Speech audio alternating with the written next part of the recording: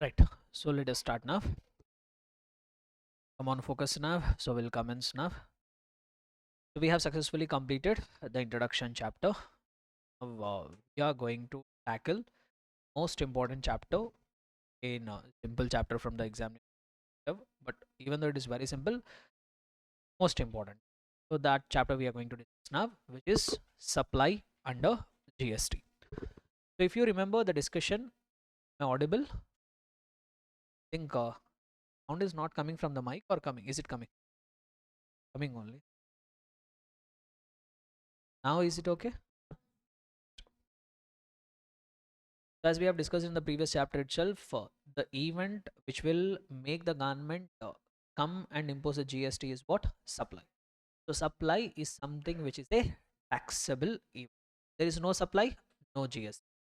So in this chapter, what we are going to learn is which activities constitute supply. When we can call an activity supply, when an activity will be treated as supply, which transactions will not be treated as supply, all that details are going to happen. And as I've told, every chapter we are going to sections of the CG Act. In this chapter also, we are going to learn two sections of the CG Act. One is section number 7. 90% of the discussion is section number 7 only. Once we are done with that section number 7, then we have section 8. Very limited discussion regarding section 8 we are going to have. Simply we are going to learn composite supply, mixed, how to decide taxability. That's what we are going to learn. But major discussion in 7 only. Supply, what is it, what is. So if you remember, before we go to that section number 7 talking about supply, once again, let us have a recap of definition of GST. Come on, tell me what is the definition of GST? The tax on supply of goods or services or both, except taxes on alcoholic liquor for human consumption. So first, before we can understand supply, it becomes necessary for us to understand what do you mean by goods, what do you mean by services. Why? Because before supply should come into picture, first there should be goods or services. So we will try to understand now what is the meaning of the goods, what is the meaning of the services. So if we look at the definition of the good, they have defined the term goods as every kind of movable property. Every kind of movable property. So what is movable property? If you look at the definition of property, they say something like which is other than immobile property. Then what is immobile property? Other than movable property. So that loop is never going to end, right? So we have to define something. So actually, the term immobile property has been not under GST Act, but under some other laws. They have defined the term General Clauses Act. Okay. So under the General Clauses Act, immobile property has been defined. So immobile property has been defined something like this. When I say immobile property, it includes land. Land is a immobile property, and benefits arising out of land. What do you mean by benefits arising out of land? I have a piece of land. That land I am giving it on or rental, whatever you. So that also will not come under. That also will not come under goods. Basically, that comes under immobile property. So what is coming under immobile property, that will not fall under goods definition. So land, benefits arising out of land, things attached to or forming part of the land. What do you mean by things attached to or forming part of the land? Trees, you say naturally, which are attached to the land. So like trees you take, or this crops. So these also will fall under immobile property definition. And not just that, they say things which are permanently fastened to the earth. What do you mean by permanently fastened to the earth? Those things which are not naturally coming or forming part of the earth, which are artificially but permanently fastened to the earth. Like building is not something which is coming out of land naturally. We have permanently fastened it. Telephone tower, electric pole, plant and machinery. So all these are examples of the things which are permanently fastened to the earth. So basically, immobile property covers four things: land, benefits arising out of land, things which are attached to or forming part of the land, or things which are permanently fastened to the earth. So these will come under immobile property definition. So when I say these as immobile property definition, they will not come under movable property, they will not fall under goods. So these things are not goods. Apart from that, whatever movable property is that. So this chair, movable from one place to another. Motor vehicle, movable from one place to another. This laptop, movable from one place to another place. So every kind of movable property will fall under goods definition. But however, goods does not include money and securities. money will not be considered as goods. Say for example, I am giving 10,000 to you. Am I making supply? No. I'm making supply. Am I supplying goods to you? No. So money will not come under goods definition. When securities also will not come under goods definition. What do you mean by securities? Shares, bond, whatever you call it. So even that also will be goods definition. And we need to understand the term money in a bit detailed manner. So when I say money, the term money is a very broader definition. Money includes Indian legal tender money. Nothing but money which is currently is in circulation. Like 100 rupees, have 500, have 10 rupee notes, have 20 rupee notes, we have coins we have which are in circulation, that will fall under money definition. Not just that, any foreign currency, US dollars we have, Canadian dollars we have, UK pounds we have, that also will form part of currency definition. Check, promissory note, bill of exchange, letter of credit, draft, DD, pay order, traveler check, money order, poster, electronic form. These are all nothing but different forms of money. So legal tender money, foreign currency, or any of this form of currency like check, promissory note, demand draft, traveler check, anything, all this will form part of money definition. Or any other instrument recognized by RBI is used as a consideration to an obligation. But however, the most important thing is they say it shall not include any currency that is held for its numismatic value. You are holding any, not for the purpose of exchange, not for the purpose, but you are keeping its numismatic value because of its intrinsic value. Like we have some people have the hobby of collection, collect the old coins that are currently not in circulation. Like for example, a person is there who is having some coin which is used in India during the British Empire. So that is a currency at that point of time, but now it is not currency. You are not keeping it for settlement, you are keeping it for the purpose of its numismatic value. That currency will not fall under money definition. If it is not falling under money definition, that becomes goods. So I have that British Empire coin, so that I am giving it to you for 10,000 rupees. Am I supplying goods? Yes, I am supplying. Understood. So money does not include money does not include currency held for its numismatic value. Since it is excluded from the money definition, that will fall under goods definition. Next. However, the goods also includes actionable claims. So what do you mean by actionable? The term actionable claim definition is very confusing, but I will tell you in one second. Actionable claim means the claim on which you can have a right to take an action. So basically, unsecured debt will fall under actionable. So like for example, if I have given money to you, I have sold goods to you, okay, without any security. I have sold goods to you, you are required to pay me some money. I have a right to collect that money from you, which is not secured. So that will fall under actionable claim. On the other hand, say for example, bank has given a loan against a security. Have taken the house as a mortgage and have given the loan. Can that fall under actionable claim definition? Not fall under actionable claim. So a right in unsecured debt, that only will fall under actionable claim definition. Not just that, they say one more thing. Any beneficial interest in the movable property which is currently not in your possession. Don't go into the other part of the definition. Just we will stick it to here. So what is that? Beneficial interest in immovable property. Sorry, movable property. Basically, what will come under this category is lotteries, lottery, insurance policies. So if I have to give you some other way, if I have to give one example in other way, say for example,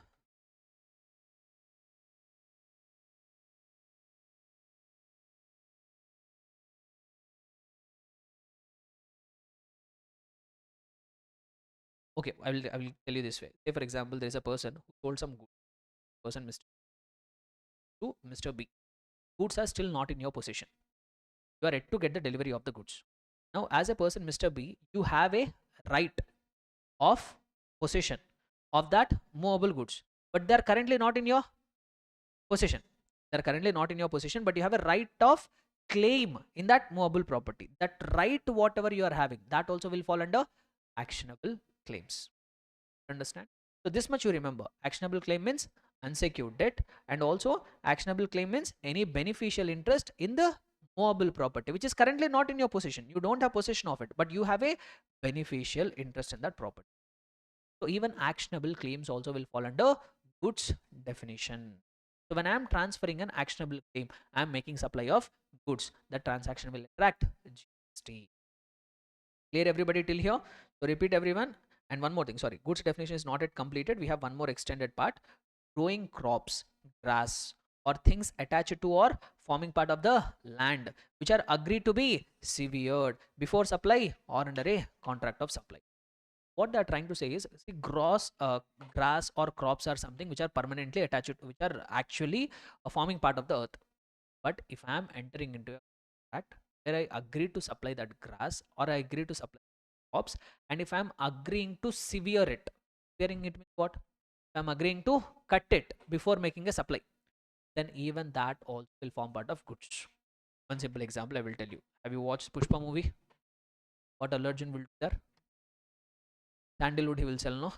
So he is selling sandalwood. Nothing but trees he is selling. Crop he is selling. Goods or not? Are they goods or not? That sandalwood is nothing but a part of the tree only, no? He's selling that goods. He's selling that tree. Is it a good or not good? It's a good. Why it's a good? Because he agreed to sever it, no? Before making a supply, he will not sell that land, right? So he has agreed to cut that tree and then supply it. So that will form part of goods definition only. So growing grass, crops, or whatever it is, things attached to or forming part of the earth, which are agreed to be severed, which are agreed to be cut before making the supply. Sever means separating before making the supply. That also will form part of goods definition. Yeah, able to understand? See, on the other hand, say for example, what Pushpa is doing is growing that trees. Along with the land, he is selling the trees. Land is there, no? That land, trees are there. Along with the land, he is selling the trees.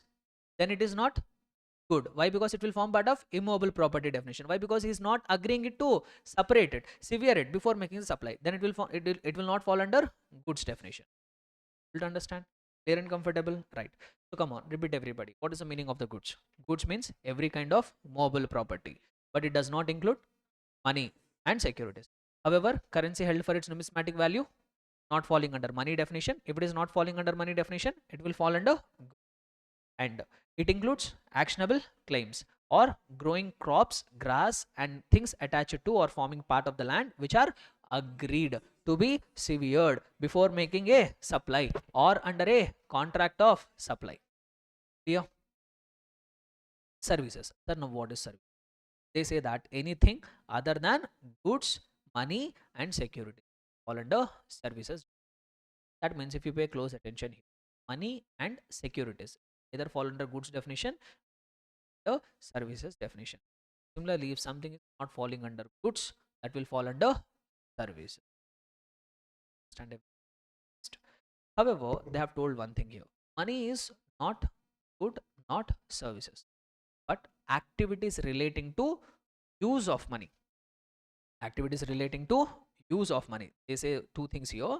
Activities relating to use of money or conversion of money from one form to another form, one denomination to another denomination, one currency to another currency, for which a separate consideration is charged. So here they say two things here. Two things they are trying to say here. Let us try to understand them in a detailed manner. Say for example, there is a person, Mr. A. I have 1 lakh rupees. One day my friend came to me and asked, boss, I want money. I want that 1 lakh rupees. I need some urgent money. I need that 1 lakh rupees. Please give it to me so that I can use it. I told to my friend, okay, take this 1 lakh rupees with you, use it. Once you are done with your usage, give it back to me. I gave 1 lakh rupees. I am collecting back 1 lakh rupees. Am I making any sense? That fall under services? No. On the other hand, say for example, I gave that 1 lakh rupees of money to my friend and I told use it. But since I am giving that money for you to use, I need a separate consideration in the form of interest. So you pay me back that 1 lakh rupees along with that 10,000 rupees of interest. Now, fall under services. It's 10,000 rupees. So if you are giving money for use to another person, for which if you are charging a separate consideration. Sir, I am giving money for use, but for which I am not charging any separate consideration. Just whatever money I have given, that I am getting back. I am not charging any separate consideration. No service. But in case if you are giving money for use, for which you are charging a separate consideration, that will be considered as. Not just that, if you are converting the money from one form to another form. Say for example, I have 1 lakh rupees of money. I went to the bank and I converted that into a DD. Converted money of cash form to DD form. So bank told, okay, we will convert that DD for you, but DD conversion charges they have collected from me some 500 rupees. Supply of service is happening. Yes. Why? Because money is converted from one form to another form, for which they have charged me a separate consideration. Or I am changing it from one denomination to another denomination. Say for example, I have 1 lakh rupees of money. I went to the bank and told, please convert it into US dollars. Both are two currencies. From one currency to another currency I'm changing, but for which this forex dealer has told, okay sir, I will convert that for you, but I need 2% commission, for which he is charging a separate consideration. Will that become supply of service? Yes. And not just that, if I'm converting money from one denomination to another denomination, say for example, I have some 100 500 rupee notes at 50,000 rupees, so I want to convert them into 10 rupee notes or 20 rupee notes, whatever may be the purpose. So one person told, okay, I will convert your 500 rupee notes of denomination 10 or 20 rupees of denomination, but for which I need some 500 rupees of consideration extra. That fall under services? Yes. Most important thing here, when you are giving the money for you person, for which you are charging a separate consideration, or you are converting the money from one form to another form, one denomination to another denomination, one currency to another currency, but for which separate consideration should have been charged. Not just that, regarding securities also they have told, and to activities relating to facilitation, it was clarified that the expression services include facilitating or arranging transactions in securities. Arranging or facilitating the transactions is that also falling under services. Securities will not fall under services definition, but the activities of arranging or facilitating that securities, the transactions in securities, that will fall under supply of a service. To whom they are referring to? Stockbrokers are referring. Stockbrokers have angel have. So what these people will do, they will give you a platform, a broking platform. They will give it. Using that broking platform, you can buy or sell the securities. Say for example, you purchase some 1 lakh worth of securities, or you sold some 1 lakh worth of shares. You are having Reliance shares amounting to 1 lakh rupees, that you sold it to another person, for which you received consideration of 1 lakh rupees. So you tell me, on that will GST come? No. On that 1 lakh rupees of transaction value in securities, GST will not come. But for making that transaction, Zerodha has given you platform. So for making that sale through their platform, they have collected from you some 1,000 rupees in the form of brokerage, in the form of commission, in the form of some demat charges. Will that be considered as services? Yes. On that will GST come? Yes. Yeah. So this is what regarding services definition. So come on, repeat everybody. What is the services definition? Anything other than goods, money and securities. However, it includes activities relating to use of money or conversion of money from one form to another form, one currency to another currency, one denomination to another denomination, for which you are charging a separate consideration. That will fall under services. Similarly, the activities of facilitating or arranging for transactions in securities, that also will fall under services definition. So we understood what is goods, what is services. Now, once we have goods and services, as I've told, just having the goods and services alone will not be enough for the government to come and trigger GST. So there need to be one activity, one taxable event has to take place. What is the taxable event? Supply has to take place. Now, which transactions will fall under supply, which transactions will not fall under supply, that has been covered under section number 7. In section number 7, we have various subsections and clauses we have. So first we will start about section 7, subsection 1. So section 7, subsection 1 has multiple clauses. In each of the clause, they have explained which activities will fall under supply definition. So first we will start with section 7, subsection 1, clause A. Subsection 1, clause A, where they say that if there are goods or service, and if there is any form of supply, all forms of supply, they say all forms of supply will be included, and there should be consideration. There should be what? Consideration. It should be in the course or furtherance of business. In the course or furtherance of business. All these conditions satisfied. Activity considered. On clause A, 4 conditions. What are they? First, there should be goods or services or both, and some form of supply should take place. So when I say some form of supply, what could be the different forms of supply? It could be a sale, it could be a transfer, it could be barter, it could be exchange, it could be license, it could be lease, rental, and disposal. Any form of supply it could take place. And the list here is not an exhaustive list. This is what? Just an illustrative list. These are forms of supply. Any other similar kind of supply also could be there, but some form of supply should take here. So goods or services must be there. Either they should be sold, transferred, barter, or they could be exchanged, or even they could be leased out, rented out, licensed out, or in any other manner they are disposed. So all these forms, whenever they are taking place, those all will be considered as supply. But the condition is there must be consideration. What do you mean by consideration? Something in return. You should get something in return, and that consideration need not always be in money. Consideration need not be always a monetary consideration. If you take barter transactions, in barter transactions, exchange transactions, only monetary consideration will not be there. Non-monetary consideration also will be there. So no, I went to a laptop vendor. I purchased a laptop from him. He came to know that I am a chartered accountant. He told me, sir, I don't want money for this laptop, but I am facing a GST litigation. Please solve that GST litigation for me. Have I made a supply of service? Yes. Why? Because you made a service, but in return you did not get monetary consideration, but you got consideration in a non-monetary format. So consideration is required. That could be in monetary, that could be in non-monetary, doesn't matter, but consideration is. And whatever activity I am doing, that should be in the course or furtherance of my business. In the course or furtherance of my business. So either it should be related to my business, or it should be for the advancement of my business, whatever supply I am doing. Then only that transaction will qualify as supply. Understand? Now let us try to understand some regarding the course or furtherance of the business. Okay. So say for example, you all have purchased the book set. You have given your exam. You qualified your CA.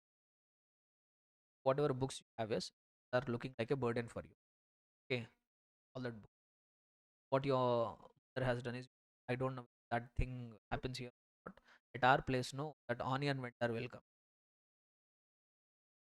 What he will do is collect his old and collect old articles and give us onions. So does that happen here? That will not happen here. So this is quite popular at our place. Vendors will come. They will an auto full of onions and they will make an announcement in the mic. So if you have any old articles, go and to them. They will give. So what my mom used to do is, whenever my exams gets completed, we will have a pile of books. So she will be waiting for that onion vendor to give her, him or her.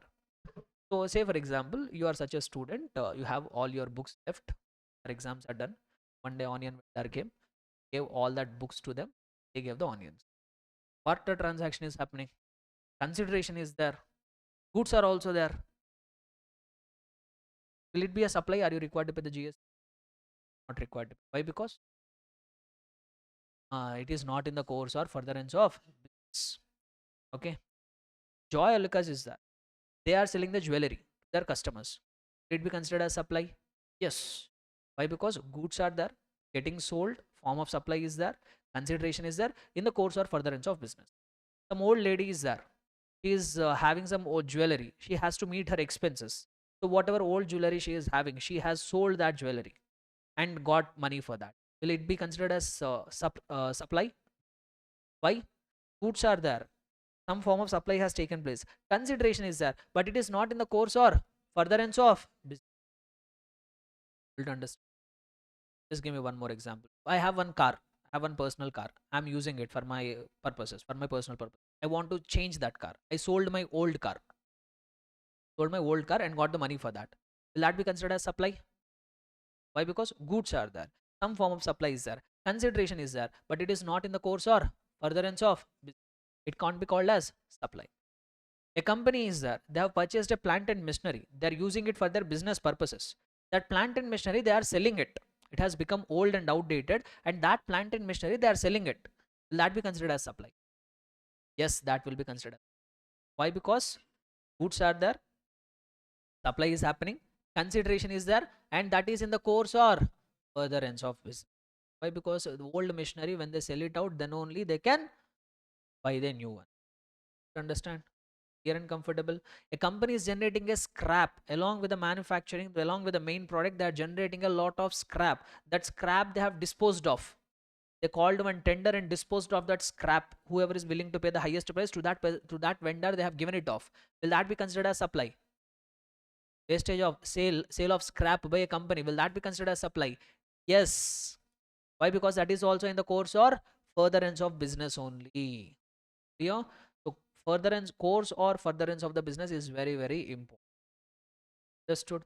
So when all these four conditions, in order to qualify as supply under section 7 clause A, how many conditions are required to be fulfilled? Four conditions. What are they? Repeat everyone. Goods must be there, services must be there, or both must be there. Some form of supply should have taken place. There should be consideration, and it should be in the course or furtherance of business. Understood? Clear and comfortable, everybody? And so this is what section 7 subsection 1 clause A says. Then we have this is one activity which will qualify as supply. Then we have one more. Section 7 subsection 1 clause A. 7 subsection 1 clause A is there, which is saying one more activity will be treated as supply. More activity will be treated as supply. So what they have done is any activities or transactions which have been performed by a person other than individual, to its members or constituents, or vice versa, for a consideration or for a deferred payment or a deferred consideration, whatever it is. Those activities, you read the provision, that will sound a little bit clumsy, but if I put it in a proper perspective, this is what it looks like. Take you to that provision.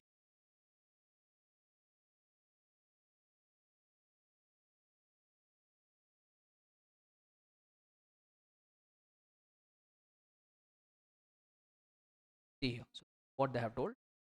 So activities or transactions involving the supply of goods or services between a person, like an example, association, club, and its members and constituents, for cash, deferred payment, or some other valuable consideration, are considered as same thing only. I have put it in a diagram perspective. If a person other than individual, they are providing any activities or transactions involve supply to its own members or constituents, or vice versa. That means members are providing the goods or services to the person other than individual. Then it also will be as supply. So what do you mean by this? Say for example, there are a group of people. Who came forward and created a club. 10 people come forward and created a club.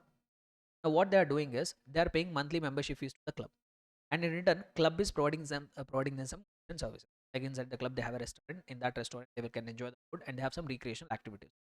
Now GST officer, what he told is, hey, this club is providing the goods for a consider.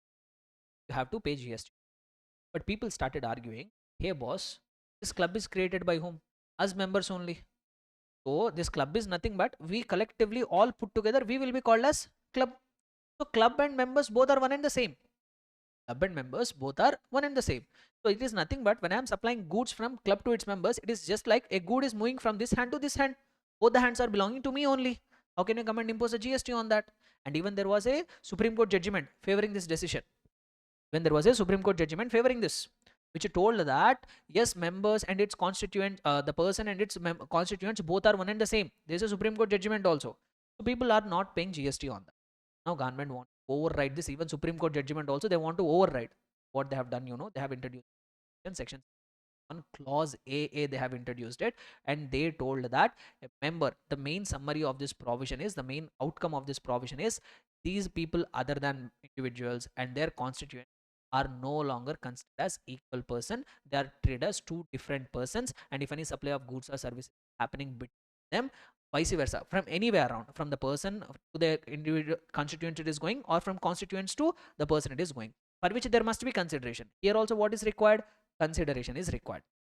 Here also what is required? Consideration is required. Then even overruling the Supreme Court judgment also, even Supreme Court judgment favor protection also you can't take here. this activity we are specifically treating it as supply, and you will be required to pay GST on that. Understood what section 1 clause A says? We have seen two activities. Subsection 1 clause A, section 7 subsection 1 clause A. Then we have section 7 subsection 1 clause B, which says that if you are importing services, for a consideration, and you are paying consideration for that, whether or not in the course or furtherance of the business, doesn't matter. Here for 7 sub 1 clause B, you have imported the services, and for that import of the services you are paying consideration. Whether that importing of the services is in the course of furtherance of the business or not related to your business, it doesn't matter. That transaction will be considered as supply, and on that GST will come. Which means, say for example, there is a person who is in India.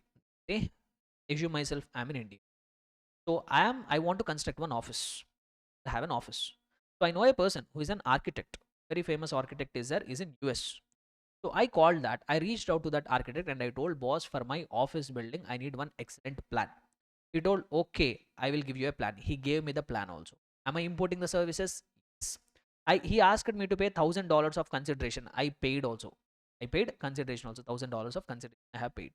And I have imported the services for a consideration. For my business or not? Yes. I'm a chartered accountant. For my office building, I needed a plan. So will this activity will be considered as supply? Yes, this activity will be considered as supply. On this $1,000, you have to convert it into INR. So on that, applicable rate of GST required to be paid or not required to be paid? Yes, it will be required to be paid. Say for example, let me change the little facts here. I am a chartered accountant residing in India. I want to construct my home. So I needed a beautiful plan for my home. So I went to an architect who is in US. I told him, boss, I need a plan for my home. He told, okay, boss, I will give it. So he gave the plan. Now I am paying $1,000 to him for the purpose of that consideration. So I am importing the services. Yes or no? Is there a consideration? Is it in the course or furtherance of my business? No. Will it qualify as supply? Yes, it will qualify as supply. On that GST will come? Yes, GST will come. Clear and comfort. If you have imported the services, from whom you are importing doesn't matter, and you have paid consideration. So then whether you are using it for the purpose of business or not using it for the purpose of the business, all of these things, it doesn't matter, you are required to pay. But here there is one problem. This transaction is attracting GST, but in normal circumstances what will happen? You are a customer, you are buying some good or service from a supplier. Generally how the GST mechanism will work? You purchase once. I'm a chartered accountant here, you are my client.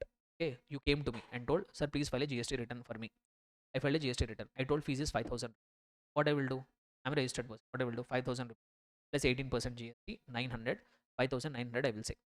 So how much you will pay to me? 5,900 you will pay. What I should do? 5,000 I will keep in my pocket. 900 rupees I have to go and deposit with the government. In normal circumstances, supplier will collect the amount of GST from the recipient and deposit that GST amount with government. The government has put the burden of collecting and paying the GST on whom? On the supplier. But you tell me, will that mechanism work in this case? Supplier collecting the GST and depositing that with the Indian government, will that mechanism work here? This is a transaction. Who is the supplier? Architect. Who is in where? US. Can the Indian government impose a responsibility on that US architect to collect the amount of GST from the resident in India and deposit it with the Indian government? Even though he has collected and he has not deposited with the Indian government, is there any way the government can collect it from that person? Can they force that person? Can they take action on that person? So now it is not possible for the government to go by the regular method to collect the amount of GST. Whatever regular method which I told you as a chartered accountant, or when you go and purchase the goods, you pay the amount of GST to the supplier. Supplier will have the burden on his head to deposit that amount of GST to the government. That we generally call it as forward charge mechanism. What do we call it? Forward charge mechanism. But is that forward charge mechanism applicable here? Is it practically feasible here? Is the government can the government collect it here without any hindrances? So in these cases, it will not be permissible. It will not be possible for the government to collect tax under forward charge mechanism. In these kind of circumstances, they have brought up a concept called reverse charge mechanism, where the recipient only will go and deposit the amount of GST with government. Say for example, $1,000. When I convert that into INR, it is coming to some 80,000 rupees. Now on this 80,000 rupees, the government told this service will get covered under reverse charge mechanism. So on this 80,000 rupees, say for example, applicable rate of GST 8,000 rupees, 10%, 8,000 rupees the amount of GST. Normal forward charge mechanism, what should have done? 88,000 I should have paid to the architect. Architect should have paid 8,000 to the government, but that is not quite possible. So what the government has told is, boss, dear recipient, you do one thing. You pay only the value of the goods or services, the supplier. How much? 80,000 only you pay to the architect. But whatever amount of GST which you should have paid to the supplier, you don't pay to the supplier. That amount of GST you directly come and deposit with us. So this we call it as a reverse charge mechanism, where a recipient will have an obligation on his head to go and deposit the amount of GST with government. To understand, but if you pay closer, the person depositing the government is bearing the burden of the taxation is, even in the forward charge mechanism, even in the reverse charge mechanism, the ultimate tax hands of the recipient. Recipient is only bearing the heat of the taxes. Just through whose hands the money is going to the government, that is only changing. This is a forward charge mechanism. Supplier will give it to the recipient will give it to the supplier. Supplier will pay. This is a reverse charge mechanism. Recipient only will pay. So the person, whoever is bearing the taxes, that will remain the same. Just who is depositing, who is acting as a mediator, who is a partner of the government is changing here. But ultimate burden is always on recipient. Understood? Three circumstances I have covered. The activities which will be considered the supply definition. What are they? Come on. Section 7, subsection 1, clause A. What that will say? Goods or services, any form of supply, there should be consideration in the course or furtherance of the business. Section 7, subsection 1, clause AA. Activities or transactions involving supply of goods or services between a person other than individual to its members or constituents, or vice versa, for a consideration. 7 subsection 1, clause B. What does that say? If you are importing the services for a consideration, whether or not in the course or furtherance of the business, those activities also will fall under supply definition. Clear? See, till now, if you pay close attention, even for section 7 subsection clause A, 7 subsection 1, clause B, in all the three clauses qualify as consideration must be there.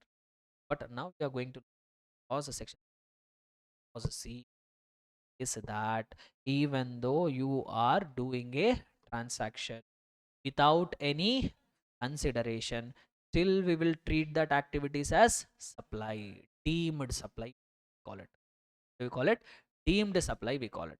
So if you are doing certain transactions which are not for consideration, but still the act is saying we will deem them as supply. Sir, what are those activities or transactions? Even if done without consideration, they will be deemed as supply. Those activities are given under schedule 1. The activities are given schedule 1. Those activities are given, and that schedule 1 contains 4 paragraphs. Basically, in each paragraph they have spoken about each activity. So they have given 4 paragraphs, para 1, 2, 3 and 4. If these activities are happening without any consideration also, still they will be considered as supply. On that, GST will become applicable. Understood? So shall we see what are that 4 activities which will be deemed supply even without consideration? Let us do it. So first we'll start with para number 1.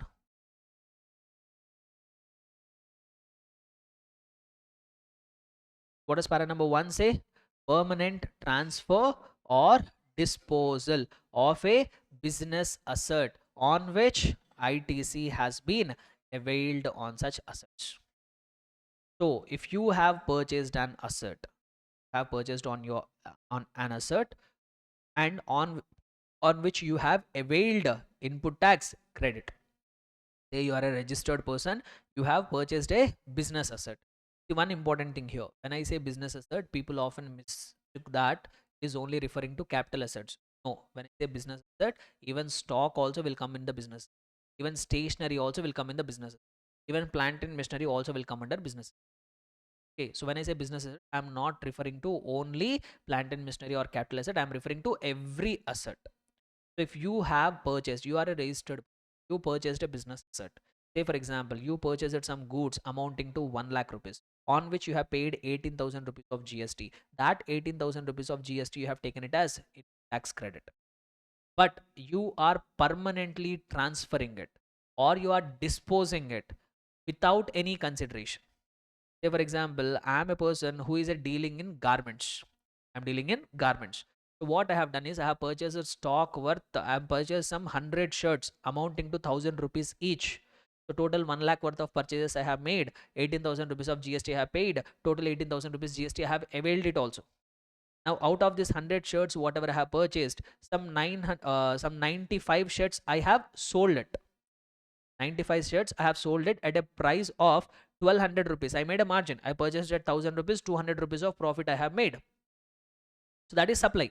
Why this 95 shirts whatever I have sold, that activity will qualify as supply as per section 7 subsection 1 clause A. Goods are there, some form of supply is taking place, consideration is there in the course or furtherance of business. So this activity will qualify as supply under section 7 subsection 1 clause A. I have 5 more shirts. So what I have done to 5 more shirts? So one day a friend came to me. Who came to me? A friend came to me. Say for example, a friend came to me and told he liked some 2 shirts. He told I want these 2 shirts. I'm a very good person. I maintain very good relationships with my friend. I told okay, you like that 2 shirts, no, you take it free of cost. I did not charge any consideration from that activity be considered as supply. Yes, not under section 7 subsection 1 clause A, not under section 7 subsection 1 clause B, not even under clause A, but under clause C. Why? Because those two are forming part of your business assets on which you have availed input tax credit. Now you are disposing it permanently without any consideration. So this activity will get covered under para number 1 schedule 1. So it will be deemed as supply under section 7 subsection 1 clause A. Sorry, clause C. Sorry. Okay. Now I am left with 3 more shirts. Left with 3 more shirts. No, that 3 more shirts I have given it as a charity. I went to one charitable institution and gave it a donation without any. I should not say when I'm collecting the money, and I should not say it as donation. So I have given it as free of cost to a charitable institution. Now you tell me, will that be qualified as? That be qualified as? That also will. Why? Because these 3 shirts are also business asset on which I have availed input tax credit. I have availed input tax credit, and I am permanently transferring or disposing that business asset without any consideration. So it will be covered under para number 1 schedule number 1, and this activity will be called as supply under section 7 subsection 1 clause. Understood? Clear everybody? I am a chartered accountant, so I purchased one laptop. I previously purchased one laptop. So I purchased one laptop for my office purposes. I paid some 1 lakh rupees for that laptop, and 18,000 rupees of GST I have claimed it in my books. Later, after certain years of usage, that laptop is not able to cope up with my requirements. So what I have done? So I have gifted it to my daughter. I have gifted it to my daughter. I have completely excluded from my business purposes. I have gifted that laptop to my daughter without any consideration. I definitely will not ask consideration. So I have gifted it. So now you tell me, will that be considered as supply? Yes, that will be business asset on which I have availed input tax credit. I am permanently transferring or disposing without any consideration. This activity will be qualified as supply under para number 1 schedule number 1 section 7 subsection 1 clause C. Here everyone, business assets include everything. Your stock also will get covered under business asset. Your normal capital assets also will get covered. So any asset on which you have availed input tax credit, which and the transfer whatever you are making, that should be a permanent transfer. It should not be temporary transfer. It should be permanent transfer or disposing of. There is no getting back. If you are giving it, for example, this laptop I have given it for usage for 2-3 days to my friend, and after I am getting it back, now you should not say that is also supply. Why? Because that is not a permanent transfer or permanent disposal. So in order to qualify as supply, that should be a permanent, transfer, or disposal. Understood? Then what else? And one more condition. In order to qualify as supply, ITC should have been availed. ITC should have been availed. Sometimes what will happen is I will buy certain assets on which ITC is blocked. Motor vehicle, I purchased a car. On motor vehicle, ITC will be blocked. Later, I am selling that motor. I am giving away that motor vehicle free of cost. Will that be considered as supply? No. Why? Because ITC is blocked. I did not avail ITC only. Clear? Sometimes ITC will be available, but you have not claimed it. ITC is not blocked. ITC is available, but you have not claimed it. Such asset you are transferring it later without any consideration. Will that qualify as supply? So essential conditions, so two essential conditions. Transfer should have been permanent. ITC should have been availed. If any one of that condition is violated, it will not be deemed as supply. Clear? Shall we proceed further now? So we have completed para number 1. So let us try to understand now para number 2. So what does para number 2 say? So para number 2 says supply of goods or services or both between related persons or between distinct persons as specified in section number 25 will qualify as supply even if made without consideration, if made in the course or furtherance of the business. What they are trying to say here? There are two related persons. So there is a person Mr. A, there is a person Mr. B. They should be either related persons or they should be distinct persons as per section number 25. And if any supply of goods or services or both happening in the course or furtherance of the business, then those transactions will be deemed as supply even without consideration. Clear? But first we need to understand who will fall under related person definition. Will fall under related person definition. The act has not given the freedom to you decide who is not related. They have given one exhaustive in this. We are giving a list of relationships, whether you like them or don't like them. Whether you like them or don't like them, we are least bothered. They are a related person. So the standard has the act has not given you the liberty to choose who is related, who is not related, whether you like them or don't like them. People will be as related. And you can't say I have my brother-in-law, me brother-in-law both stay in the same house. We are so close to each other. He will not do anything without asking me. I will consider him as a related person because that person will not get covered in the. So related person, the term has been defined properly. So if we have a look at that definition of related person, who will fall under definition? Number, I will follow a different order. Just stay with me. So such persons are legally recognized partners. Basically partners in the partnership firm. They are not talking about the spouse. That is different. Legally recognized partners means what? Business partners. And such persons are employer-employee. Employer and employee will be considered as related.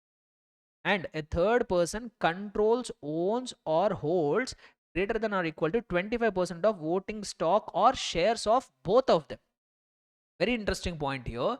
Say for example, there is a company A limited, there is a company B limited. There is a person Mr. X is holding greater than or equal to 25% of the equity or shares in A limited. He is also holding greater than or equal to 25% of the equity or shares in the B limited. Now who will be related? A limited and B limited will be related. Not Mr. X and A limited, not Mr. X and B limited. Who will be related? A limited and B limited will be related. A third person, you have to be very careful about the terminology here. A third person controls, owns or holds more than or equal to 25% of voting of shares of both of them. Here A limited and B limited will be considered as related parties. Understood? Not just that. One of now we have control related points. 3 points regarding control we have. One of them controls the other. The control is different. Control need not be acquired only by shareholding. Control can be acquired by different means. By participating in the management decisions, by influencing the decisions, control can be influenced anyhow. So when I say control here, I am not talking about ownership. Control can come in any way. So they say control, regarding control, they say 3 points. One of them controls the other. Okay. A third person controls both of them. Or both of them control a third party. What do they say here is, So there are two entities. Say for example, this way, we'll talk from the companies. A limited, B limited is there. A limited is controlling B limited, or B limited is controlling A limited. Both will be considered as related person. Or say for example, there is a company C limited. C limited is controlling A limited, C limited is controlling B limited. Then also we call them as related. Why? Because both are getting controlled by third party. A limited is controlling D limited, B limited is also controlling D limited. Then also A limited, B limited will be considered as related. Why? Because both are collectively controlling some third entity. And if you pay close attention here, everybody will be related. Why? Because each of them is having control in another. Understood? Simple family analogy here. Simple family analogy. Like for example, take mama, papa, me, daddy. Mummy controls daddy, daddy controls mummy. Some cases only one way works, other way does not work, but anyhow. So one of them controls the other, both are considered related. Now, grandfather is there. Grandfather controls mama also, grandfather controls papa also. Then also related, no? Now, you are there, kid. Mummy also controls you, daddy also controls you. So, no, simple family analogy. Everybody is related here. Here, the same thing they say from the control perspective. Next one. Such persons are members of same family. You are members of same family. Now they are coming to the personal relation. Sir, who will be coming in the family definition? Will be coming in family definition. Spouse, whether you agree it or don't agree it, whether they are dependent on you, not dependent on you, doesn't matter. Spouse and children, whether they are dependent, not dependent, doesn't matter. Always spouse and children will be considered as part of the same family. They will be related. Then parents, grandparents, brothers and sisters of the person, they will be considered as related only if they are wholly or mainly dependent on the said person. Yeah. So now don't come and argue with me. How can you say my parent is not depending on me? How dare you call him he's not my related person? So the act has not given that liberty. So parents, grandparents, brothers and sisters, whether they are dependent on you, not dependent on you, that you have to check it. So if they are dependent on you, then only they will be considered as family. If they are not dependent on you, then they will not be considered as family. So if you are they're not considered as family, correct only. So say for example, I am a chartered accountant, I am making my own living. My father is running a business, he's not depending on me. We will not be considered as same family, we will not be considered as related. So if I give some goods to him without any consideration, that will be considered as if I file a GST return for him. The normal client, I file a GST return for my father. My father will not pay me money, I can't ask also. But still government will say you have to pay the GST. Sorry, no. Assuming my father is dependent on me. Okay, if my father is not dependent on me, then did I say if my father is if my father is not dependent on me, it will not be considered as supply of service. Okay, clear? Right. So even the members of the same family will be considered as related. Then what else? One of them is a sole agent, sole distributor, sole concessionaire of the other thing. But you are having only one agent, not deal apart from you another person's products, or he's your sole distributor or sole concessionaire. Sole concessionaire also means more or less the kind of sole distributor kind of thing also. So if one person is the other's sole agent, distributor or sole concessionaire, then also they will be as a related. But one point we have left out in the beginning, such persons are officers or directors of one another's business. What do they try to say? Yes. So, say for example, there is a person, Mr. A. He owns the company A Limited. There is a person, Mr. B. He owns the company B Limited. But Mr. A is a director in B Limited. Mr. B is a director in A Limited.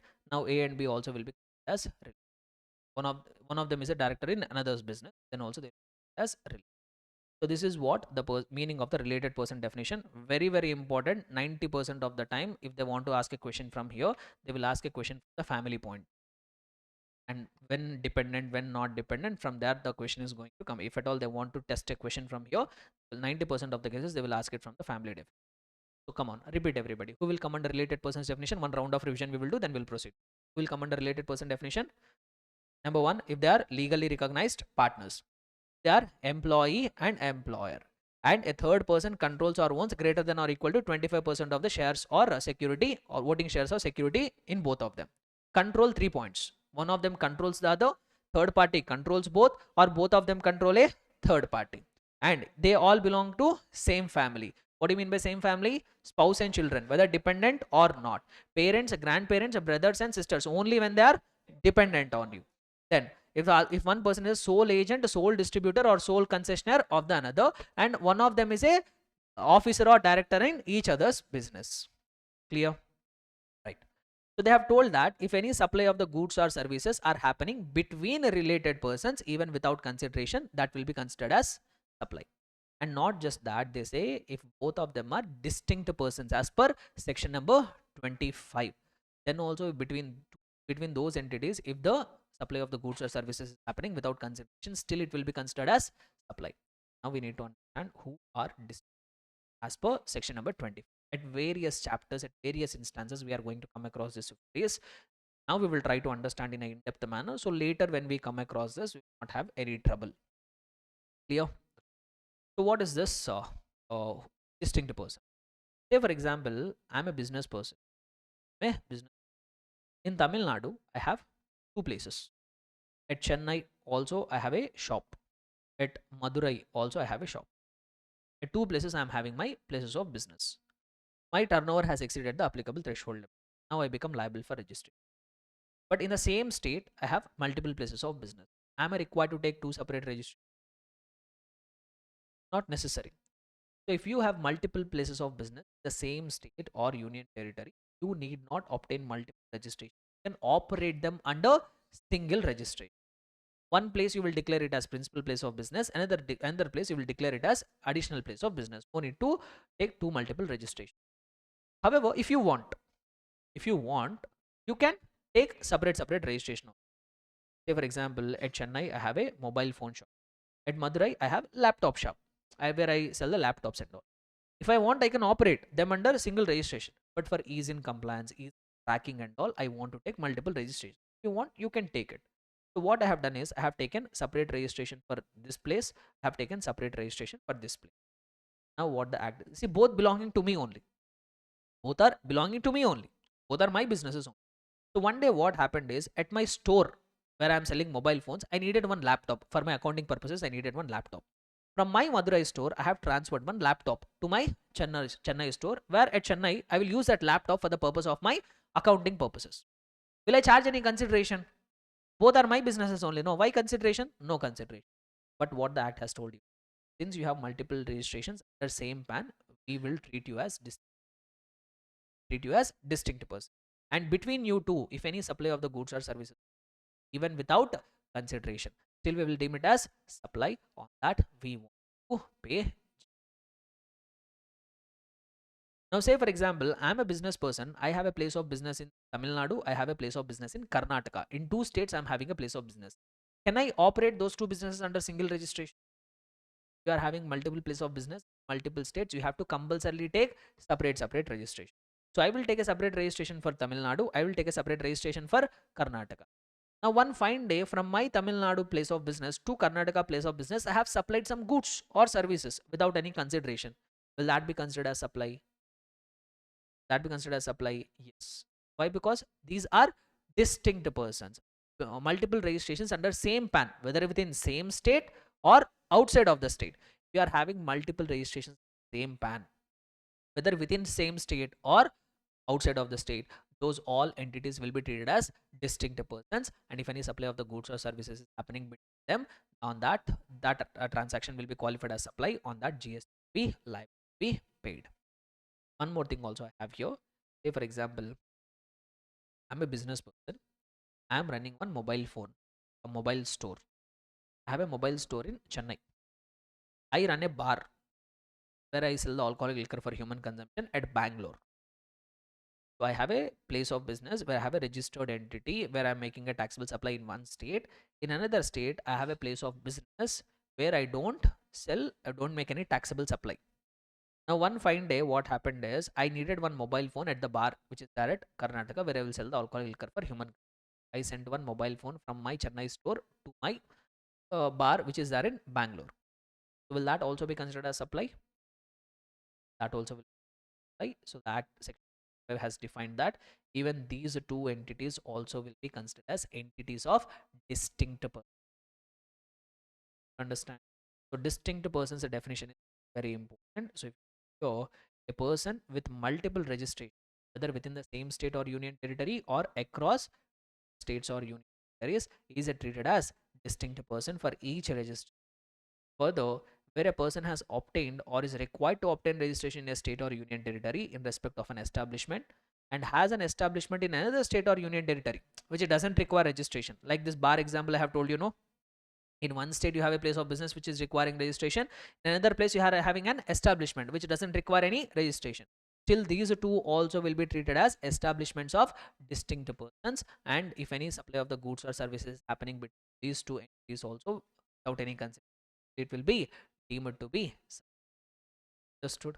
Here everybody, what we are discussing, what is the track here?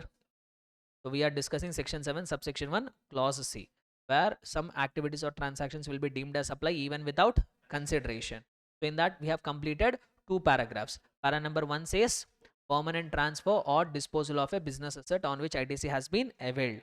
Para number 2 says supply of goods or services between related persons or distinct persons as per section number 25 in the course or furtherance of the business. Understood? Shall we move ahead with the next paragraph?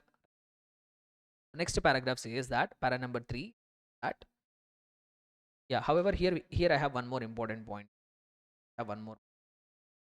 The employer and employee also will be considered as related persons, no?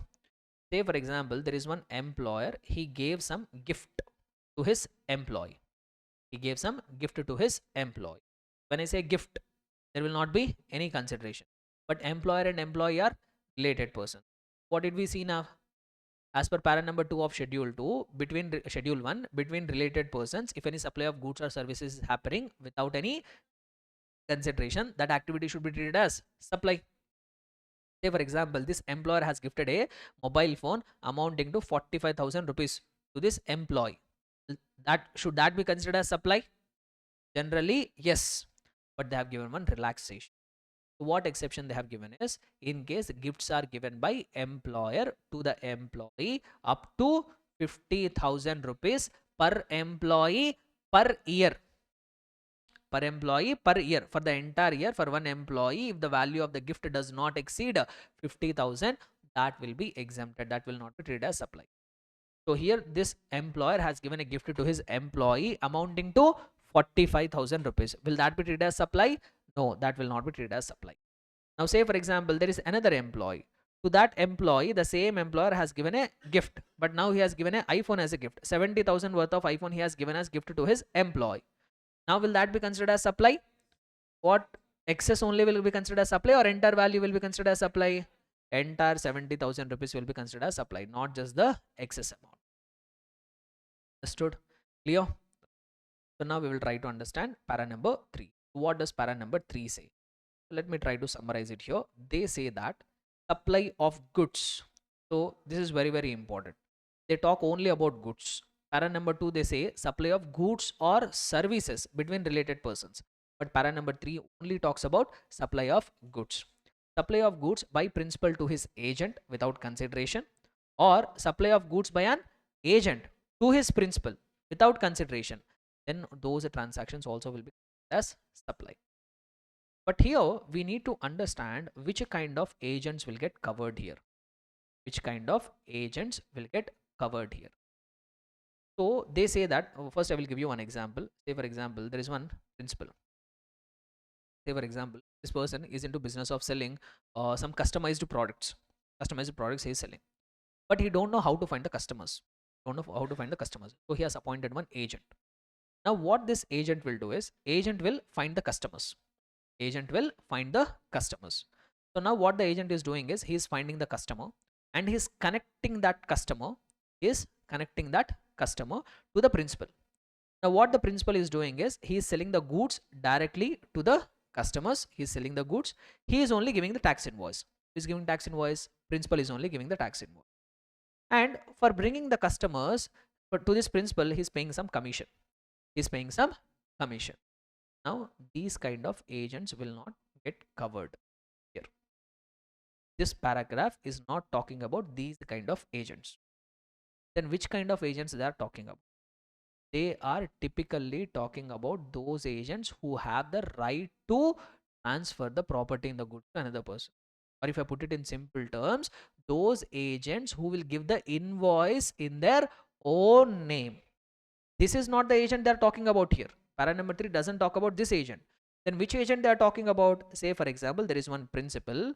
Now he don't know how to find the customers. He appointed an agent. So now what he is doing is he's sending the goods to the agent. Now what the agent will do?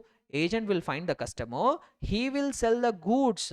Agent only will sell the goods. Agent only will give the invoice in his own name. Agent only will give the invoice in his own name. So these kind of agents will get covered here. So when the principal is sending the goods to the agent without a consideration, and such agent will make a further supply and he will give the invoice in his own name. So to that agent, if you are transferring the goods even without consideration, still that activity will qualify as supply. That activity will fall under para number 3 of schedule 1, and this activity will qualify as supply under section 7 subsection 1 clause C. Comfortable everybody till here? Similarly, what also could happen is, say for example, I'm a principal. I need some raw material for my business purposes. I need some raw material, but I don't know how to procure that material. So what I have done is I have appointed an agent. Now what this agent will do is agent will find the seller. Agent will file the supplier. So whatever raw material I want, that is there with this supplier. So now this supplier, this agent, he will connect me to that supplier. So I will go and buy that goods from that supplier. Supplier will give the tax invoice in his own name. Okay. For arranging this, I will pay some commission to the agent. So here also these agents will not get covered. These kind of agents we call them as procuring agents. These kind of agents will not get covered under para number 3. But some agents will work. How they will work is, say for example, there is one principal. He don't know how to procure the raw materials. He appointed one agent. Now what agent will do is, first he will find the supplier and he will receive the goods from supplier. Later that goods he will transfer to the principal, and for that he will give the invoice. Supplier will not give the invoice. Agent will give the invoice, that too in his own name. So if such an agent is supplying the goods to the principal, where the agent himself is giving the invoice, not the invoice given by supplier. So even these agents, if they are supplying the goods to their principal without consideration, still they also will be considered as supply under section C as per paragraph 3 schedule. Supply of goods by principal to agent or agent to principal. But only those agents will get covered under section 7 subsection 1 clause C para number 3 schedule 1. Those agents who are giving the invoice in their own name, either for making further supply or either for procuring. In any of the cases, agent must have the authority to give the invoice in his own name. Only those agents will fall under section 7 subsection 1 clause C. Understood? Para number 3 also. One more activity where a transaction will be treated as supply without consideration. Para number 1, what does that say? On permanent transfer or disposal of a business asset on which ITC has been availed. Number 2, supply of goods or services between related persons or distinct persons as per section number 25. Number 3, supply of goods, only goods. Para number 3 talks about only goods. Supply of goods by principal to agent or by agent to principal, but only those agents will get covered who are undertaking the responsibility to give the invoice in their own name. Yeah. Right. So this is what regarding para number 3. Now we have something called del cred agent and all. See, even del cred, there will be one circular. So they will say something about del cred agent. Difference between normal agent and del cred agent is, I will tell you. The normal agent, what he will do is, say for example, I'm a principal. So I supply the goods to the agent. What agent will do is, agent will find the customer and he will sell the goods. So now what agent will do is, once he collects the money from the customer, then he will deduct his commission and pay that amount to the principal. In case the customer to whom the agent has sold the goods, if he is not paying him the consideration, agent also will not pay consideration to principal. This is a normal agent. But there will be some people called del cred agent. So what is the differentiation between here is, in case of del cred agent, so here there is a principal will give goods to the del cred agent. Now agent will find the customers, he will sell the goods to the customers. Even though the customer did not make the payment to the agent, still the del cred agent will undertake the responsibility to pay back to the, even though the customer did not make the payment, but still the del credit agent will take the responsibility. Sir, even the customer did not pay, I will make the payment, sir. That additional responsibility will be taken up by del credit agent. Since they are guaranteeing the payment, the commission will be little bit higher. Commission will be not little bit, it will be much higher. Now, whether this del credit agent, if supply of goods is happening between the principal and del credit agent, or del credit agent to principal, will that be will that be covered under paragraph number 3 of schedule 1? Here also same logic, we have to check the same thing, whether the del credit agent is giving the invoice in his own name or not, we have to check. If the del credit agent is also giving the invoice in his own name, then he will also get covered under para number 3 of schedule 1. Then supply of goods between principal and agent will be considered as supply, even without nothing new. They will say that, just they will explain the difference between del credit agent and a normal agent. Conclusion is same. Whether del credit agent will fall under para number 3 or not, that depends on whether he is issuing the invoice in his own name or not. Understood? Now we have last activity which will be covered. Last activity we have under para number 4 of schedule 1, which if done even without consideration will be deemed as supply. Is relating to, once again, importation of services. Say importation of services. See, regarding importation of services, we have already seen one clause. What is that? Section 7 subsection 1 clause B, where they have told that consideration is compulsory. In order to qualify as supply under section subsection 1 clause B, consideration is must.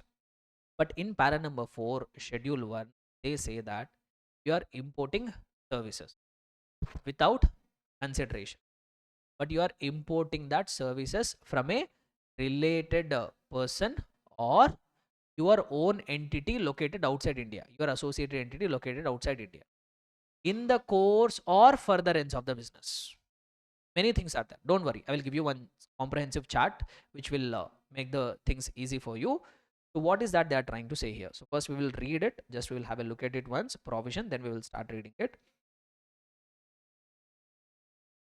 So importation of services, what do they say there? Importation of services by a person. From whom?